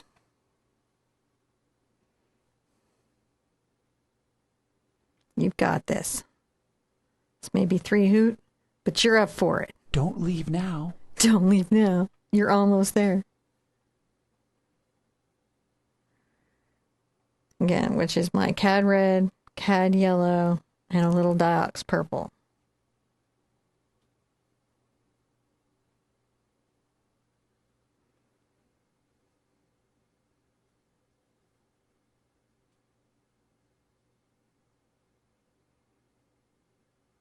And I'll definitely be putting back some like little bits of sky, I'm sure.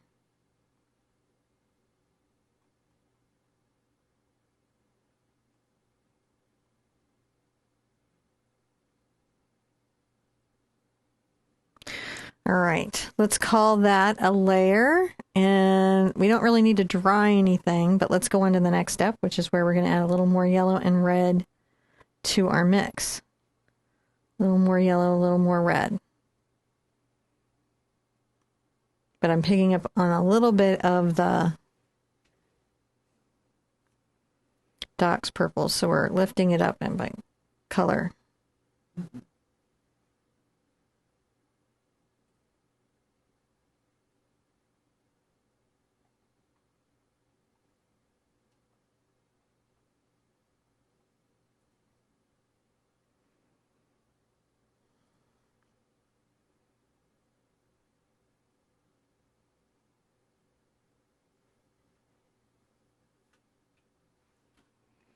Just building it up.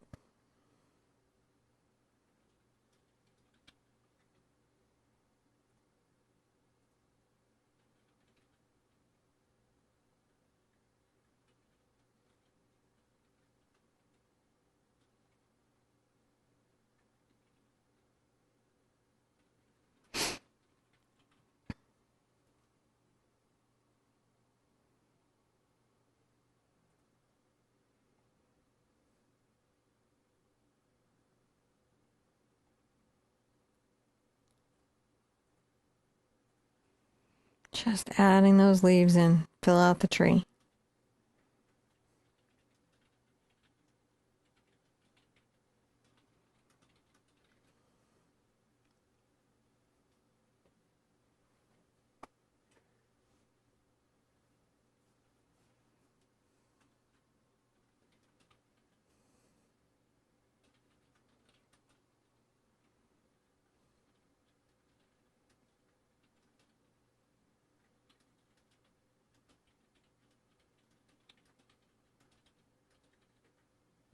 So many leaves to fill it out.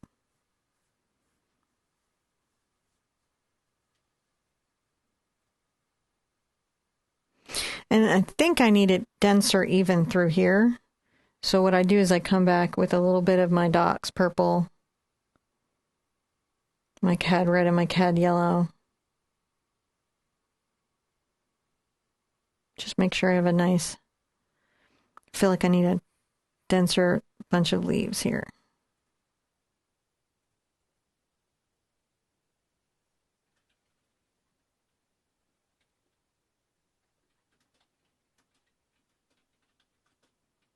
So sometimes as you're working, you'll be like, nope, you need to be darker.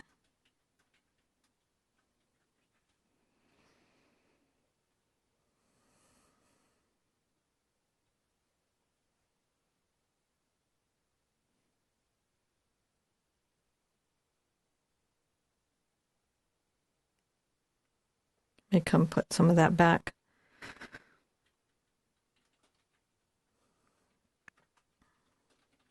So I ended up coming back with a darker value.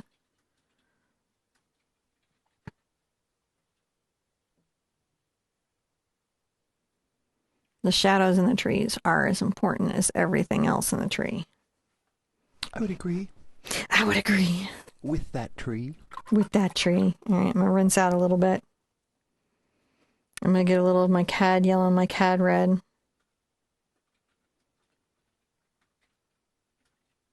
And kind of a nice orange. Barely picked up any.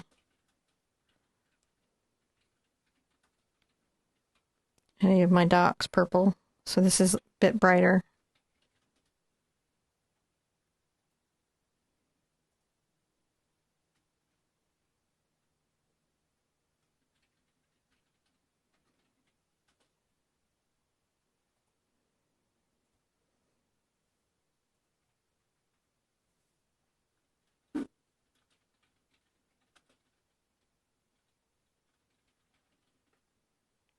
And piece out the little branch here.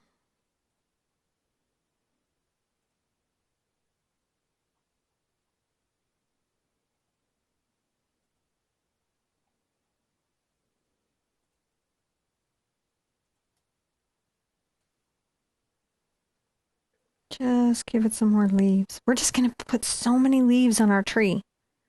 It is. It's a narrative of leaving. Don't leave while we leave. Don't leave while we leave. Or you'll be Actually, if you're still here, you're probably here for the duration. That's true. I needed to say that early in the painting if it was going to be effective. And honestly, I don't think that stuff works, that people stay where they want to be.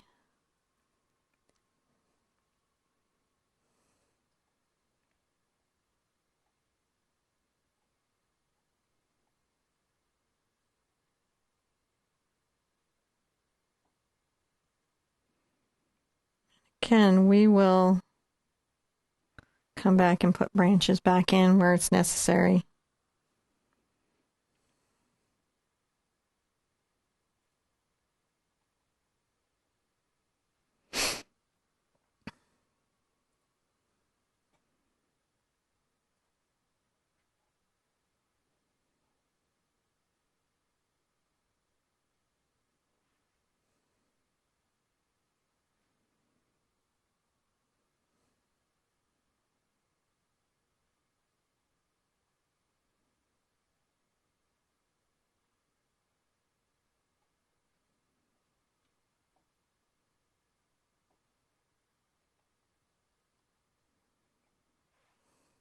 Just finding little spots and highlighting them.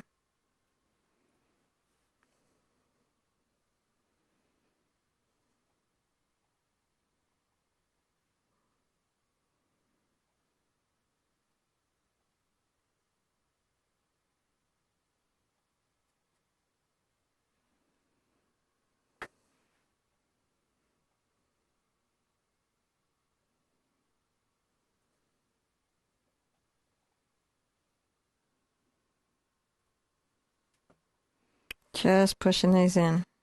A little more yellow on my brush.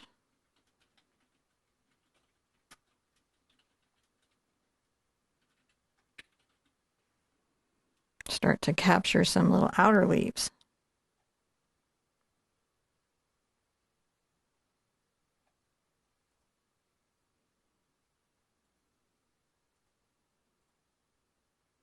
Now, in big paintings like this, it's a good idea to take breaks.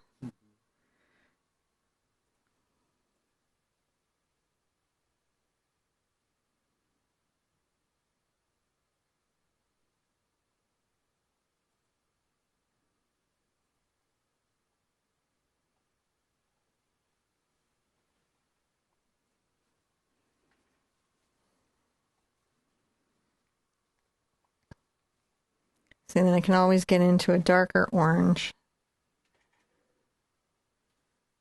if I feel like that the yellow wouldn't be that bright back there.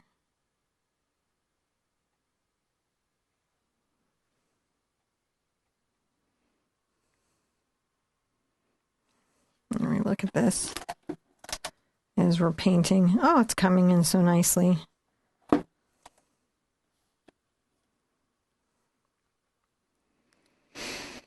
little more yellow.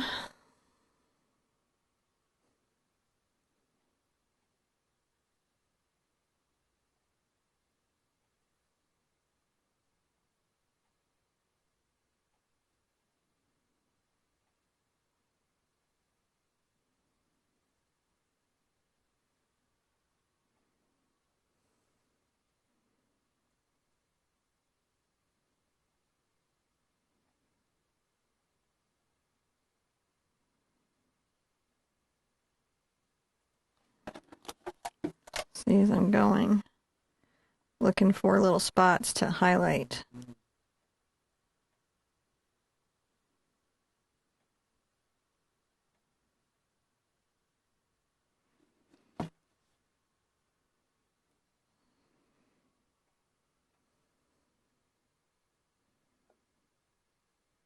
Want more leaves, so I may put some branches back.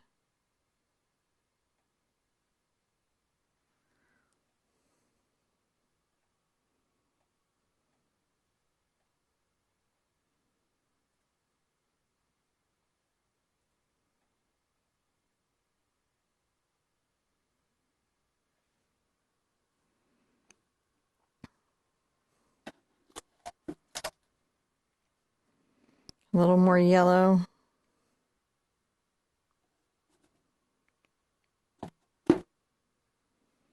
Not quite that yellow.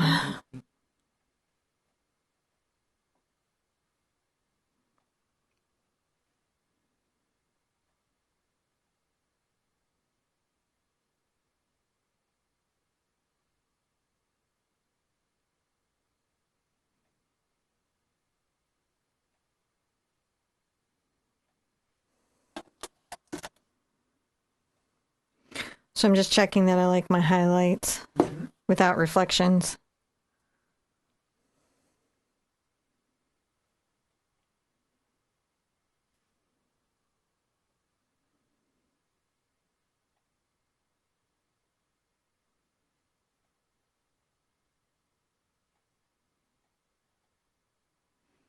Just adding little highlights in the tree.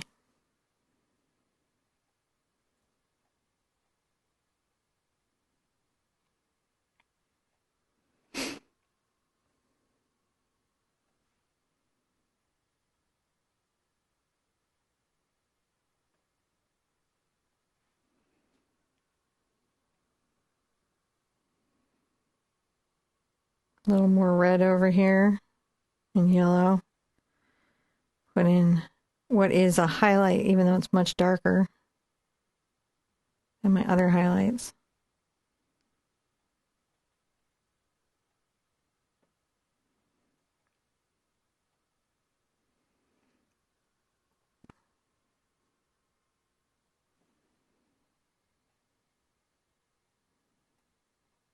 And put some of these, maybe taking that out because I want to maybe put it a little differently.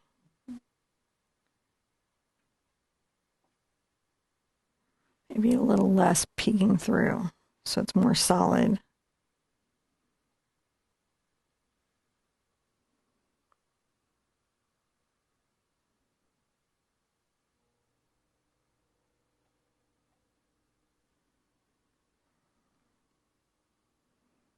Just a little more yellow.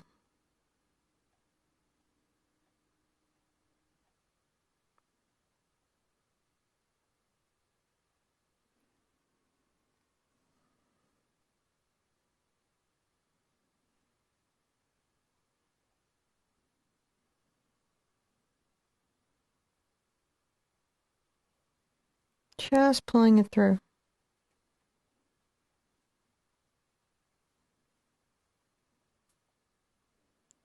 Just painting that. And then you want to look at it and make sure it's got a nice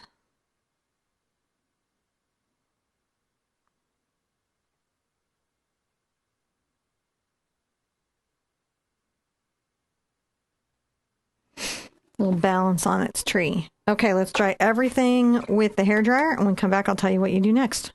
So let's take a deep breath before we go on to the next step and kind of check our bodies. This is a long project, and I want you to every once in a while just stop and see how you're feeling. Is your back hurting? Is your neck hurting? Do you feel strain in your shoulders, your body? Especially on these longer projects, it's really important to pay attention to how you feel, because you can just lose all track of time when you're painting and end up being in a chair for like 4 hours straight if you're not careful. So you've got to pay attention. If you need to, set alarms and whatnot to sort of stretch and move around and check how you're doing. All right, on to the next step. I'm going to take my number 8 Raphael d'Artagnan brush. I thought these was a 6. I've been saying, no, it's 8. Okay, that's the other one that's a 6.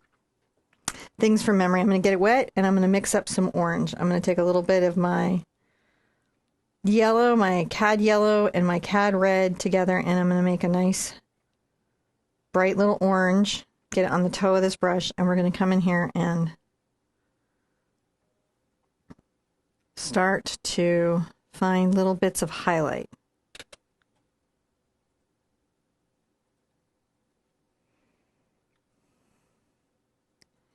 I think one of the important things to do is to make sure that you've got irregular patterns. That's the big challenge.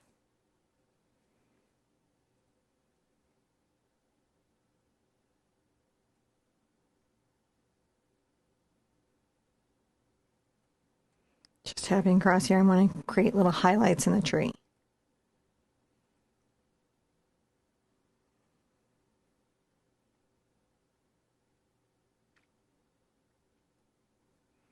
Just a few little spots.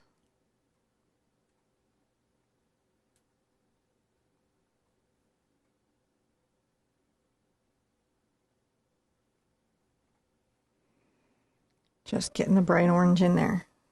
So we're just finding little areas in the tree that could be more in light.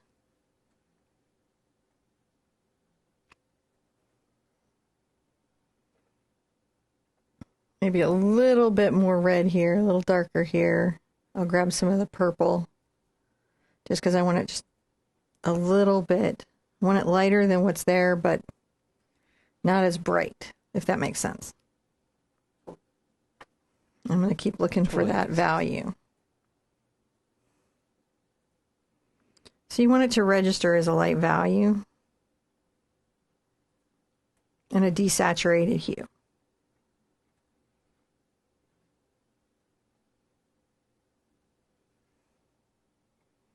A little bit more of my yellow,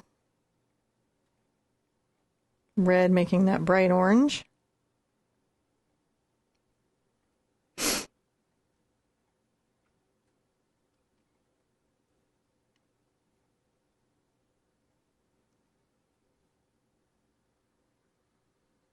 Make sure we got some bright orange back in this area. It's always a good idea to, if you have a strong color, to disperse it throughout the object. Unless there's a reason why it's localized, like in animals' markings. Like you could have a parrot where there'd be a bright pop of fuchsia and it wouldn't be anywhere else in the painting. That's a doable thing. Though as an artist, I might include some flowers that had similar colors or some element that had similar colors in it so that it's kind of tied around. Just coming out here and making sure that I've got little leaves, little leaves. It's going to be great putting the branches back in.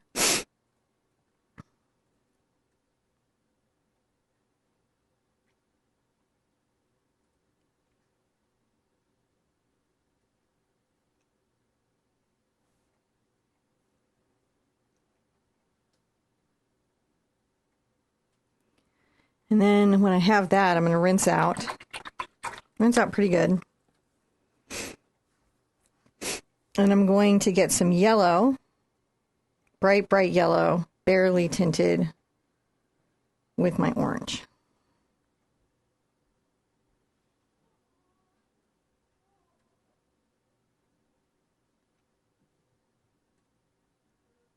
This is a bright yellow that's hitting the outer branches.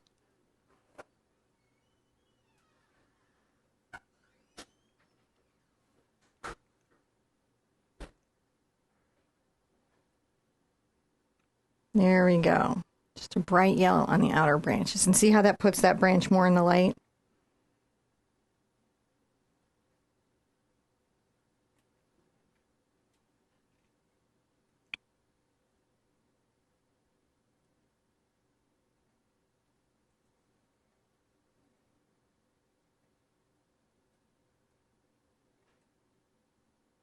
Kind of branching that out a little more yellow.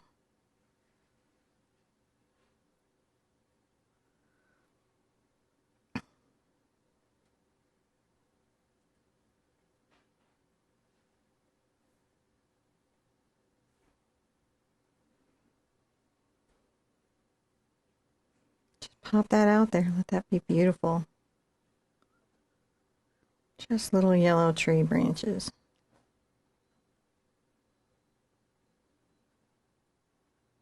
It's got a smidge of orange into it, but not that much.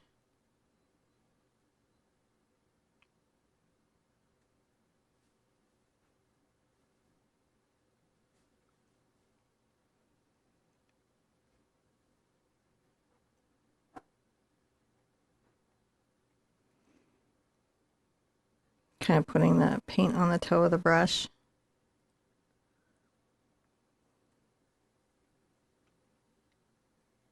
Now this can be really hard if your yellow is very, very weak.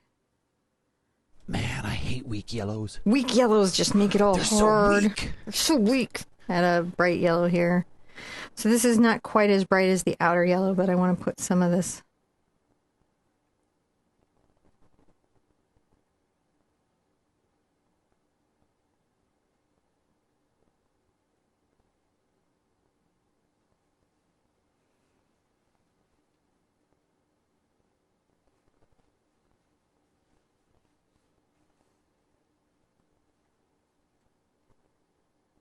I gotta knock that back. So if you have to knock anything back, just come back into a darker color.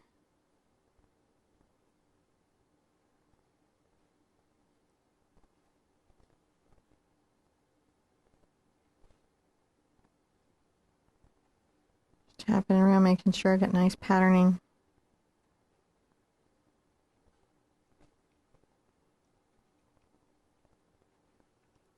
We just keep bringing the tree to life. All right, let's dry that with a hairdryer. When we come back, I'll show you what we're going to do next. So we want to bring the tree, the trunk, the branches, and all of that to at least the place where the leaves are, or the leaves are in our personal head. I'm going to take the number 6. This is the number 6 Raphael Sepia. And I'm going to go ahead and get a very, very light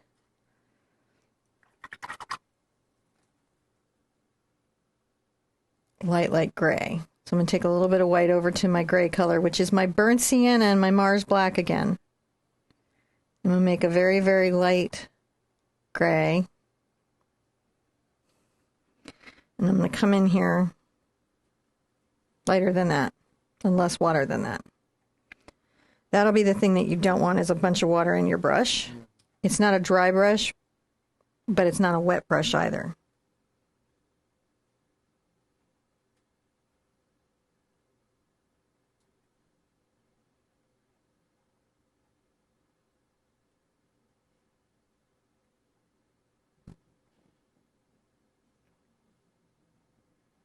Some little highlights of rough bark.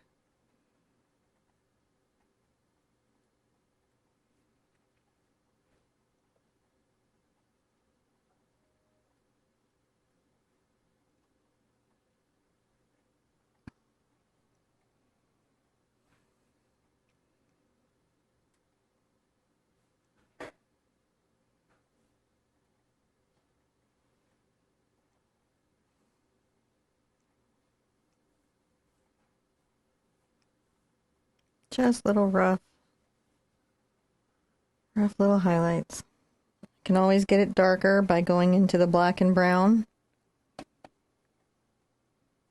So it's super easy to make it darker. And then I can come here and kind of blend that little highlight a bit.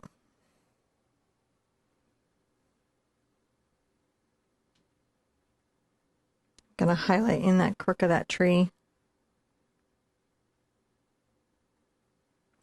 And rinse out. I'm going to come here and get a little bit of my black paint, and I may use my glazing liquid just to improve the flow because I don't want to add water. I want to have just my pigment. You could add water to improve the flow. I'm going to load on the toe.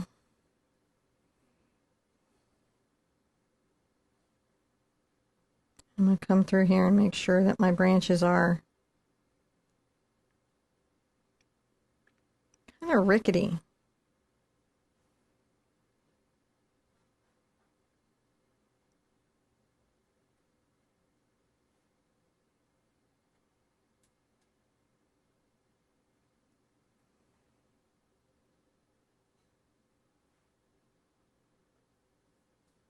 Just put little branches here.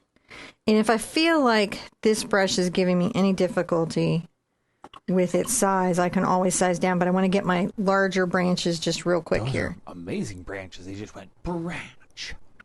We just want them to branch a little bit. That's too much water.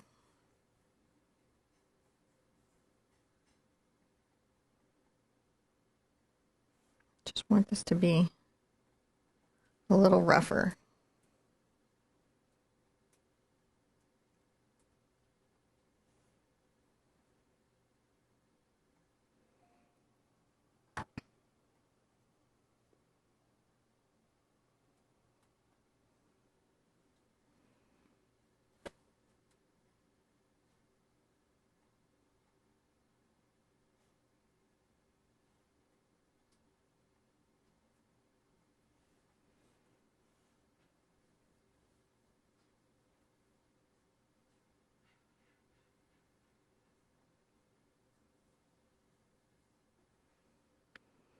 Just roughing up those little branches. Rough them up, rough them up.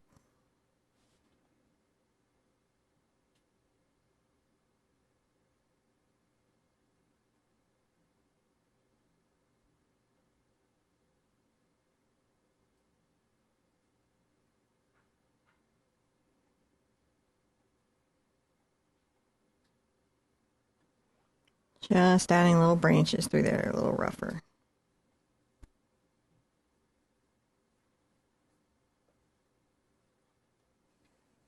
Now I'm going to rinse out because this is running a little thick for me, and I'm going to grab one of my powerhouses. This is a number 2 precision.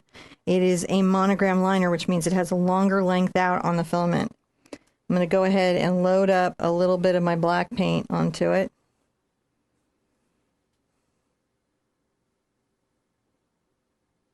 And I'm going to just make some tiny little... This is really where we get trees in. The branches are just as important as the leaves.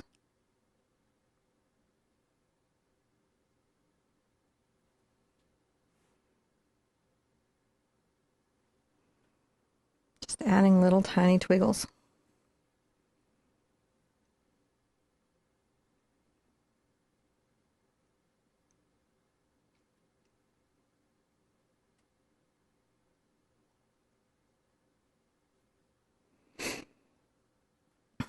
I might come down here and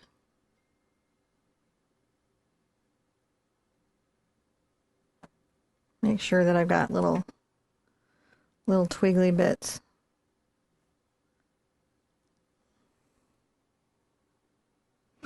Now over here, I'm going to turn my canvas so that I can work my lines at my strength. My strength being in my strongest brushstroke direction. And also so I can see it better.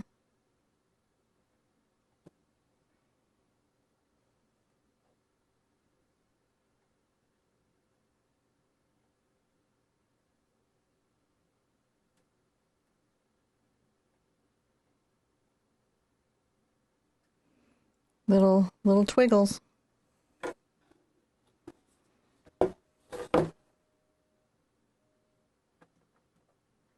Maybe bring a little branch up here.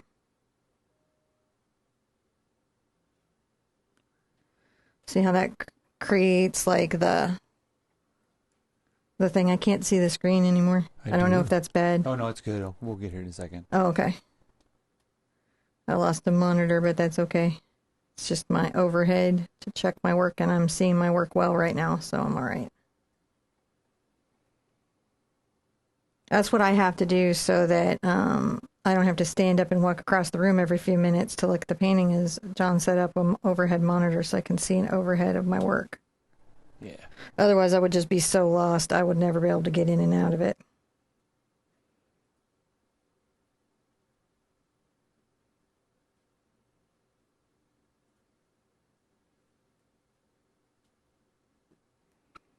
Just making little branches.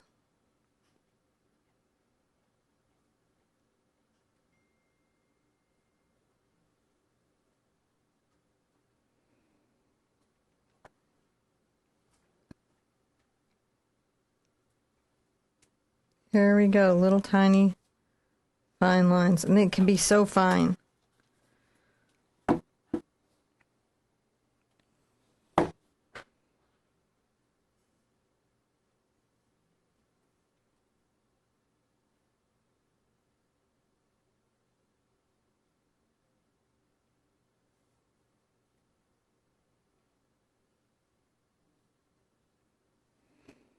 Just making these look a little bit better.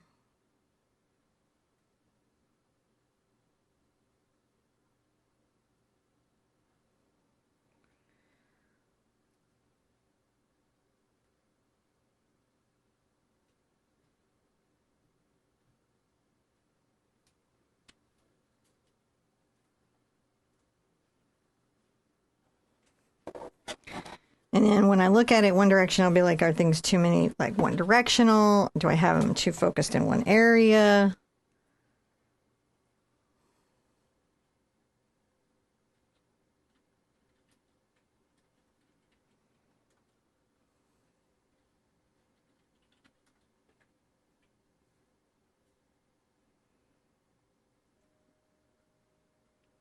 Just little branches in everywhere.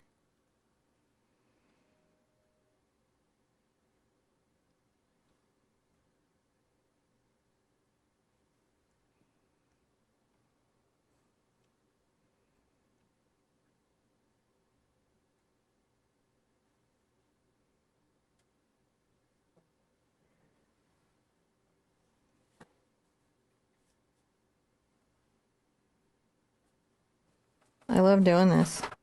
We don't take enough time, I think, sometimes on the paintings to really branch in or branch out, so to speak. Again, this is the number 2 Raphael Precision brush.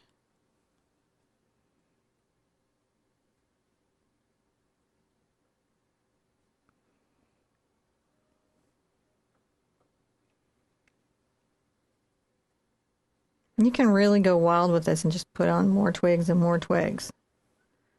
There really isn't a too many twig level in my experience.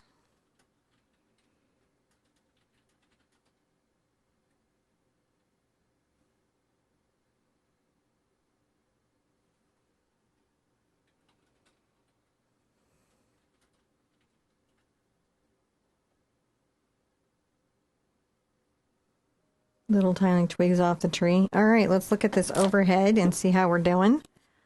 Oh, that's wonderful. Let me center that back down to where it goes. It's awesome, yeah. I think it's coming out really good. I guess I'm repositioning my 4 squares of tape.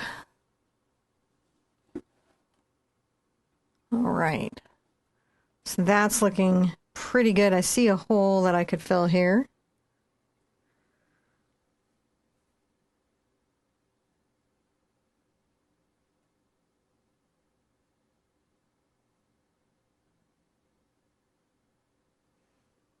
Just a little bit coming off of that so that it doesn't have, so it's a little more twiggly in that spot, as you might want it to be a little more twiggly. Okay, Let's dry everything. When we come back, we're going to put in some grass details. Now I want some ultra fine lines in my grass, so I'm going to take that same brush, that Precision number 2, which is the monogram liner. Put my glasses on so I can see what I'm doing, and I'm going to come through here and add some fine lines of grass.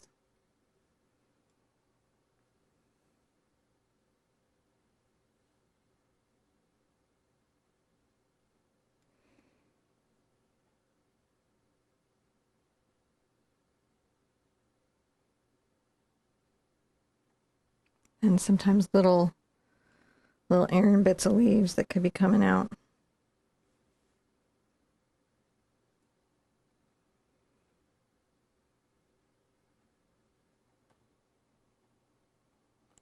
Another thing I can do is I can get a little water and I can just smidge it there with a spray bottle, mix it into my paint.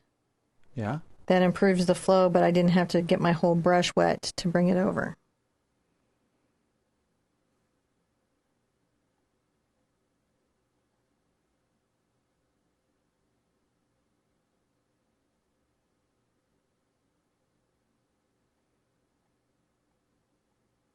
I just feel like these will give, these little fine lines will give it just a little more natural grass feeling.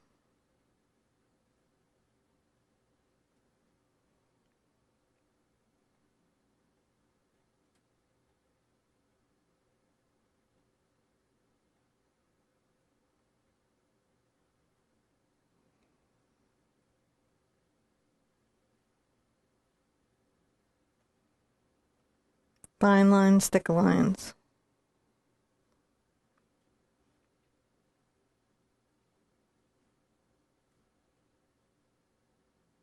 And one right here, maybe with a little bit of dry grass.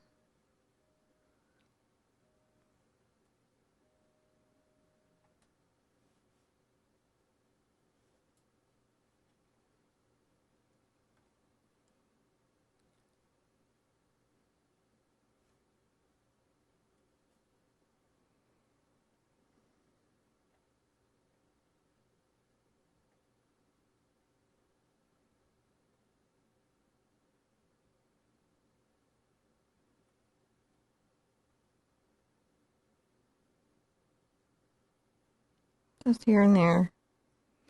I may have to put them in a couple more spots through here, but I just want to make sure that I've got some little dried twigs. That seems totally a good idea.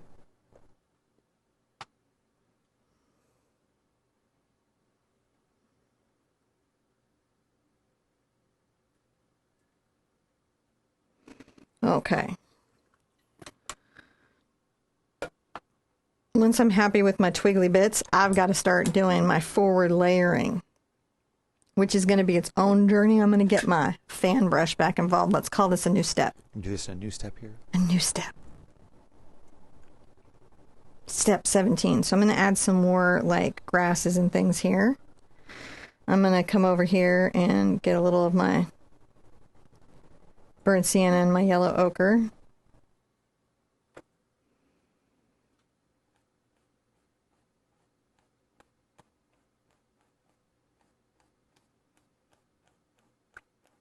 Add some of that grass by the tree.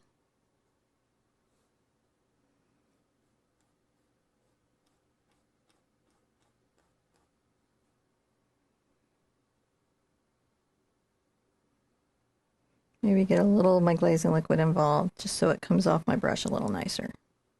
You could do water if you didn't want to do glazing liquid. So this is just a little more yellow ochre.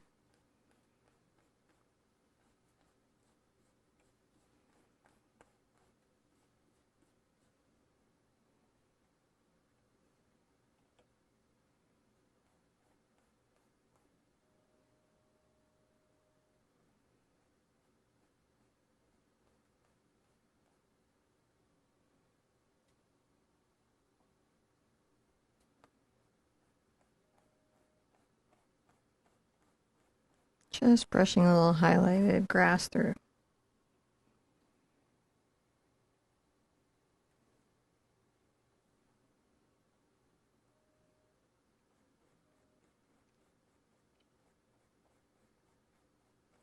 A little lighter through this zone here. And I may have to come back through and plant some more little dark grasses through here.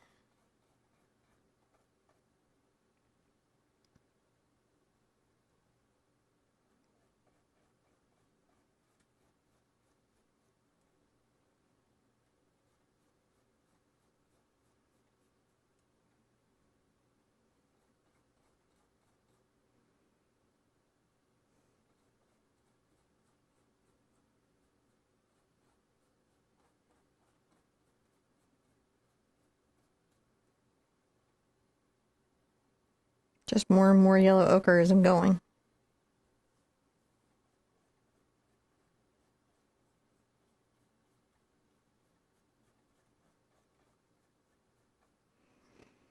That's pretty good, but I'm going to rinse out. And I'm going to grab a little bit of my black.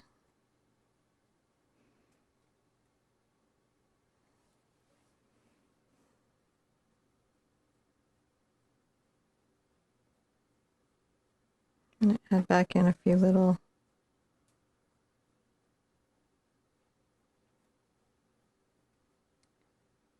dark grasses.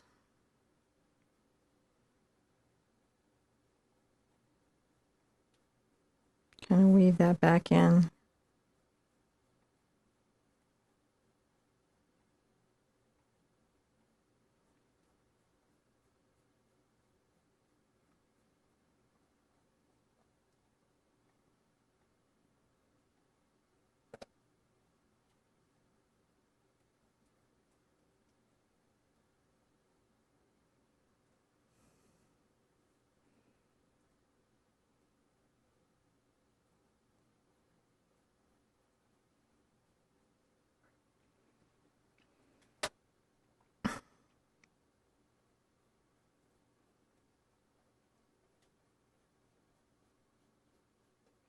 So many layers of grasses to do. We want to get the shadows in there.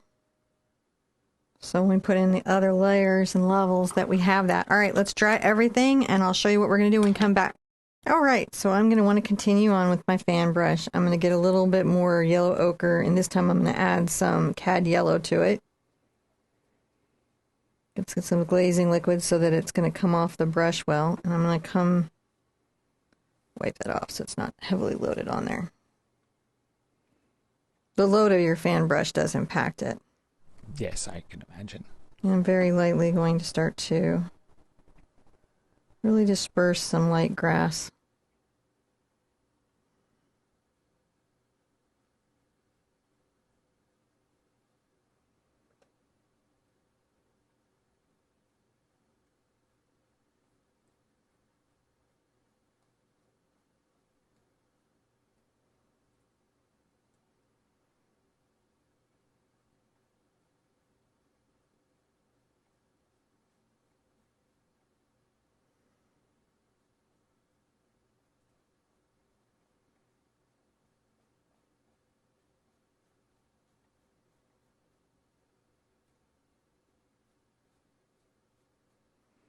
A little bit. See, as it comes down, it has the shadows in there. Yeah, that's pretty cool.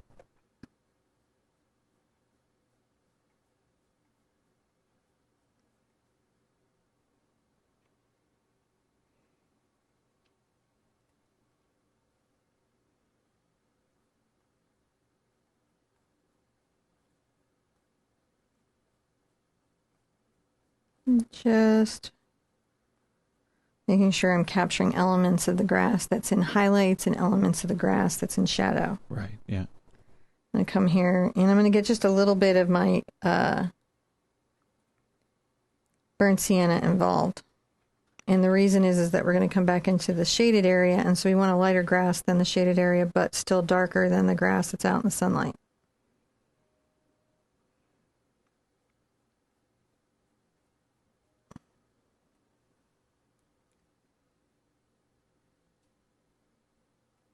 Very lightly highlighting some of this.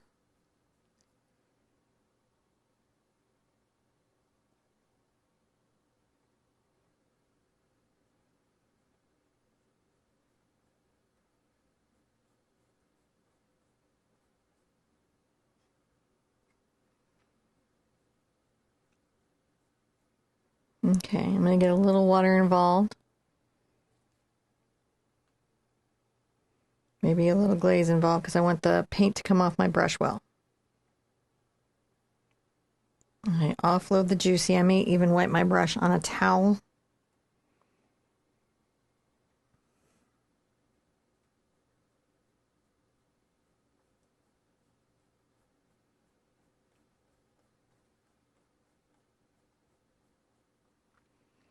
Just growing the grass.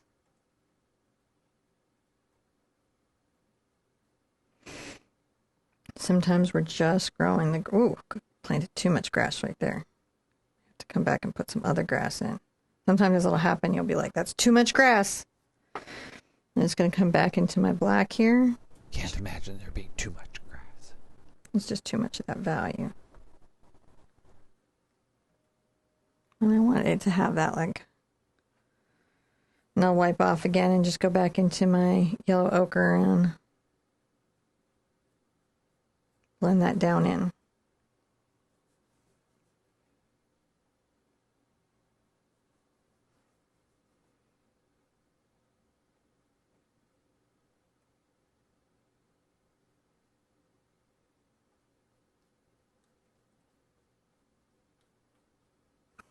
Just lighter grass over here, like it's definitely in the shade. Yeah. Let's take a little bit of this over to grass. this shady grass. So it's just a little bit darker and localized color. In other words, instead of just glazing a black shadow over this, which is something that we can do, I am painting the grass color but with slightly darker hues.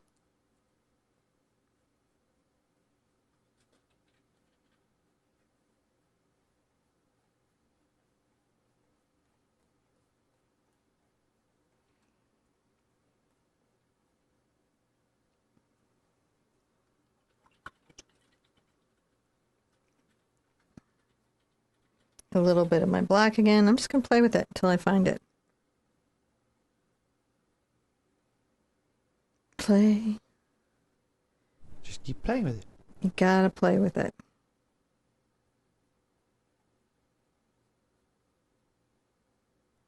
If you want to find it, you gotta play with it. All right. Let's just take a second while we're here and maybe grab some of our black.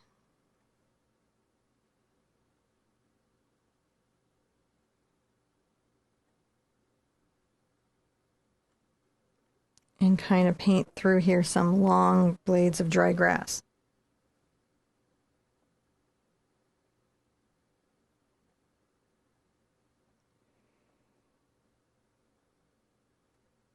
I'm using my number 2 precision again. I mean, this is fussy. We wouldn't have to care really, but we do care. Gonna come here and add some more paint, and then I'm gonna grab a little of my water. I think it adds that sort of, the details just make it sort of pop alive in this sort of very interesting way. Well, at first, when you look at this landscape, it feels like a very simplistic landscape because of the way everything seems dried out. Yeah. Sometimes we think of late landscapes as, you know, where we do them late in the year as being simplistic. But sometimes a beach is just the simplest thing you can paint. Sure, yeah. You know, a blue, like the blue water, blue sky, sand beach, you can get that in super easy. But nature, it's just like this kind of landscape, it just asks a little more of us. And I'm not even saying I give it all it deserves. But I give it as much as I have in me at any given moment. Sure. Yeah. I mean, obviously nature deserves more from us.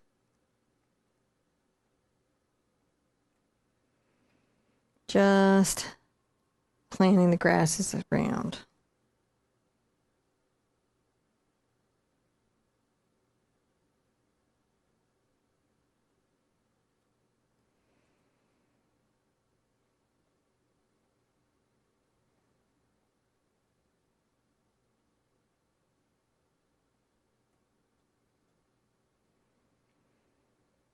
Maybe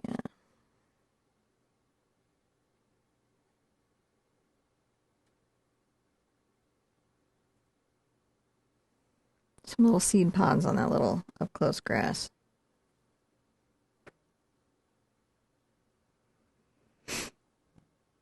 That's looking pretty good. All right, let's dry everything and I'll show you what we're going to do when we come back. So now I'm going to take my number 8, the Artini Raphael round, and I'm going to get into my off-white color again, which is my ultramarine blue, titanium white, and a little of my smidge of my burnt sienna. Just kind of makes this sort of cool white. I'm going to come here and add just a little, oh gosh, just so little water because I don't want this to be juicy. But I do want it to come off my brush. And I'm going to attempt to paint in little spots that represent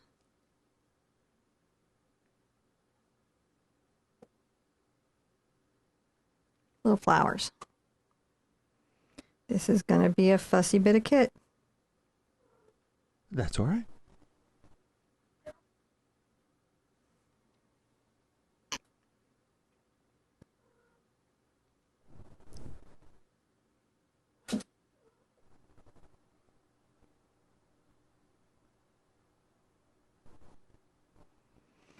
Light touches, heavy touches.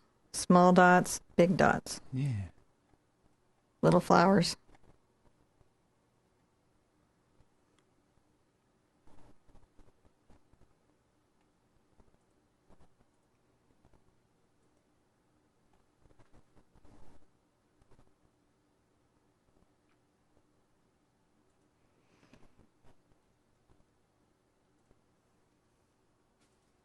I have so many flowers to plant. Lots of flowers. Hear Vigo walk around in the background. He's just chirping. He wants to play so bad. He's so chirpy. Just tapping up and down, being so careful because I want irregular shapes. That's how I'm going to get that sense of, you can already see it's starting to look like flowers. Yeah.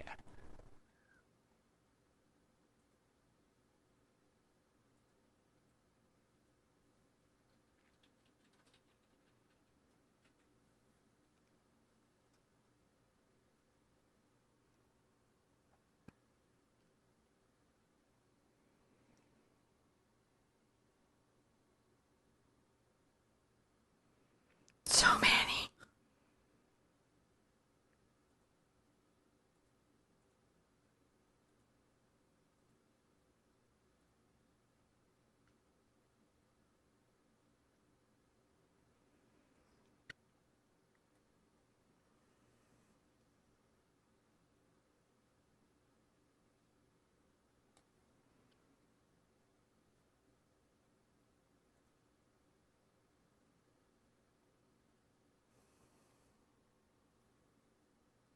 I wonder if I can maybe come through with my fan and do the tiny flowers and then do the big brush for the big flowers. Let me go first, guys. Because I have this idea right now. But doesn't mean I'm going to have it in a minute.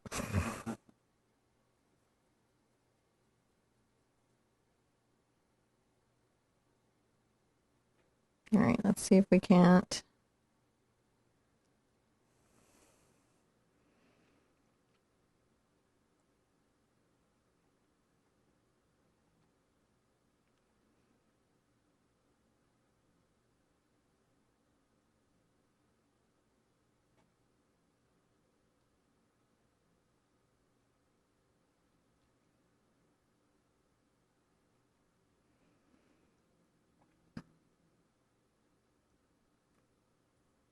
Let's see that. Oh, that puts in some little flowers too, doesn't it? So that's going to work. All right. So I'm going to use both my fan and my daubing brush. I'm going to go through and do the little marks with this guy and then come through and do the big marks with the other guy.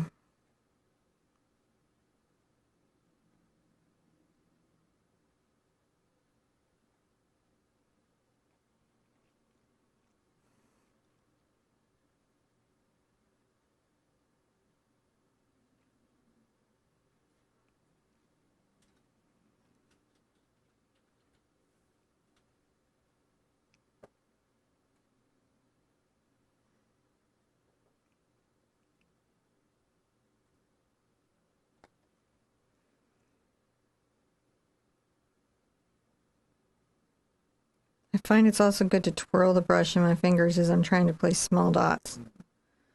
It keeps me from being too patterned, so I can get the deep, a little more blue in here, the deep dots, and then so I'm adding color to the white so that I can pop some bright white out here. That lets these little blue dots be small and in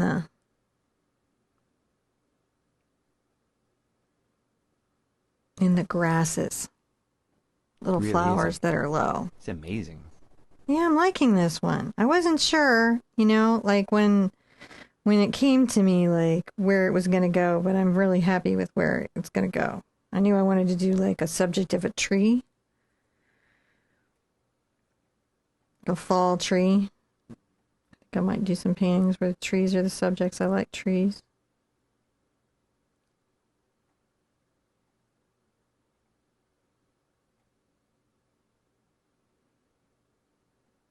Generally, I'll find little parts of the fan brush I can tap into things pretty easily.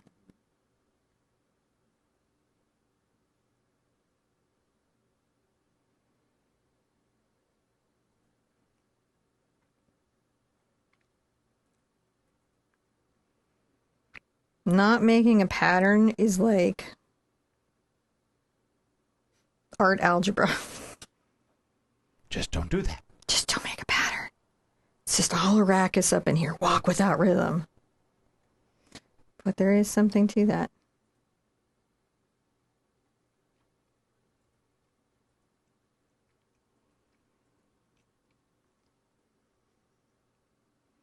Even with the small flowers, it's looking pretty good.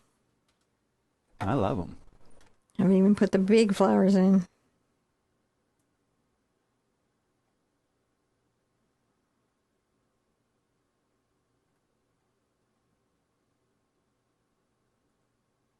I feel like I have enough little spots now, so I'm going to rinse this out. Could be wrong, but that's what I feel, so I'm going to go with it. Gotta remember not to do my best flowers right here so I can sign later. I'm going to take a little bit of my blue into my white, kind of make that off-white again.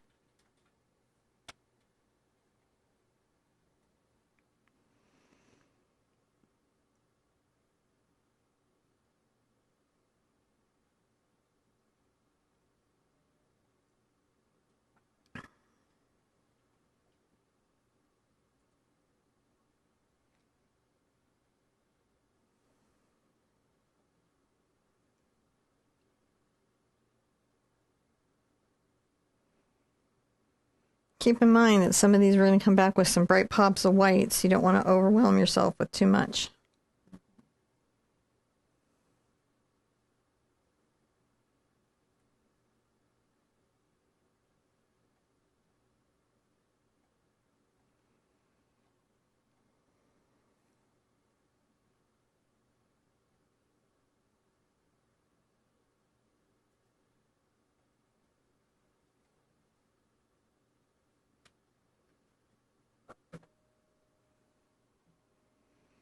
Just planting some flowers across my field.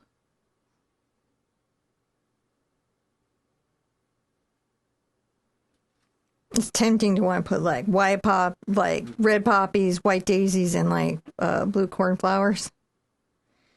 But we would be painting till forever. Yeah, I imagine so. But you could do it.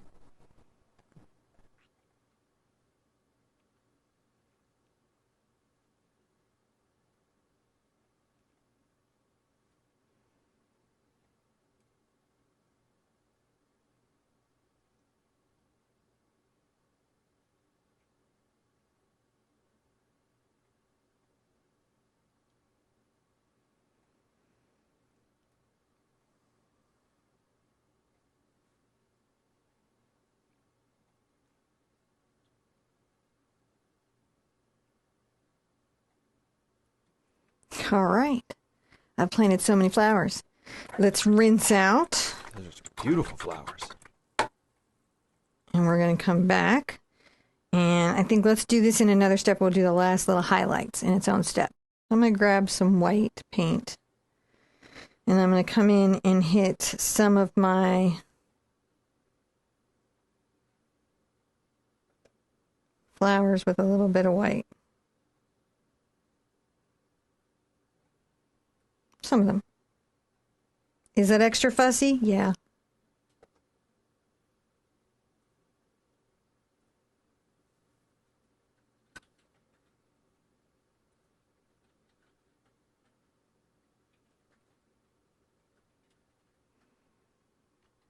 But I think a couple like values on the flower sort of helps it feel like there's petals or whatnot. It's silliness, but the point that you're just doing little touch flowers, which is what these are, little flowers that you paint by just touching a little paint to the canvas.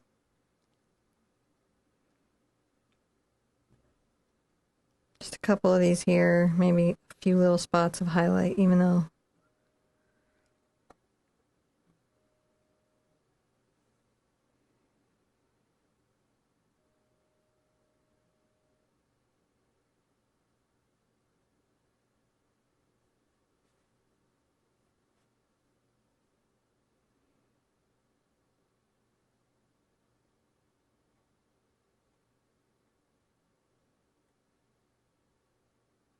my goodness, look at that. Okay.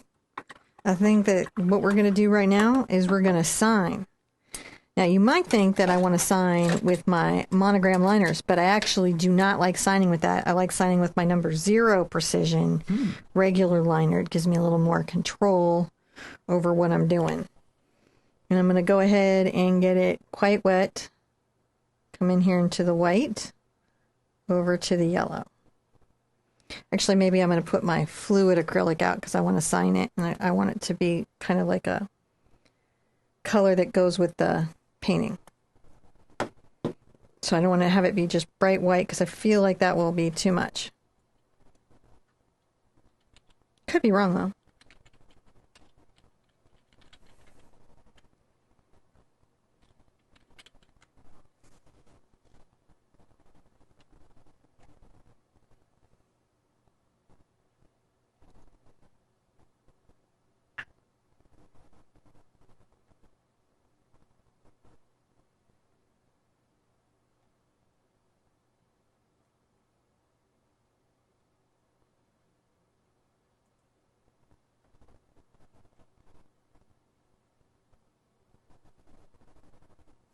There we go.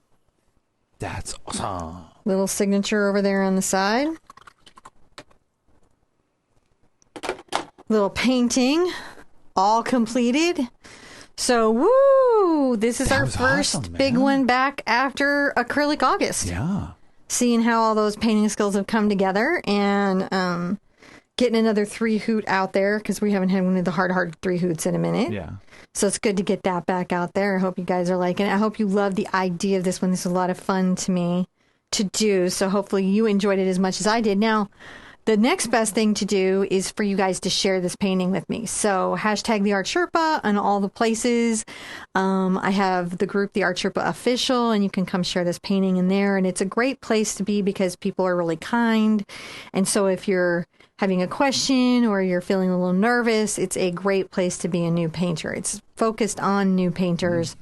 And everybody in there was... I've been doing this for 10 years, so think of it as like some of the artists in there look like they're pretty professional painters, but they've been maybe painting with me for like 10 years. Right. And they were all a beginner just like you at some point in their art journey. So that's why even the artists that look like they're throwing down, you're going to be treated really well by because they remember what it feels like to be in your first 20 paintings or your first 100 paintings, you know.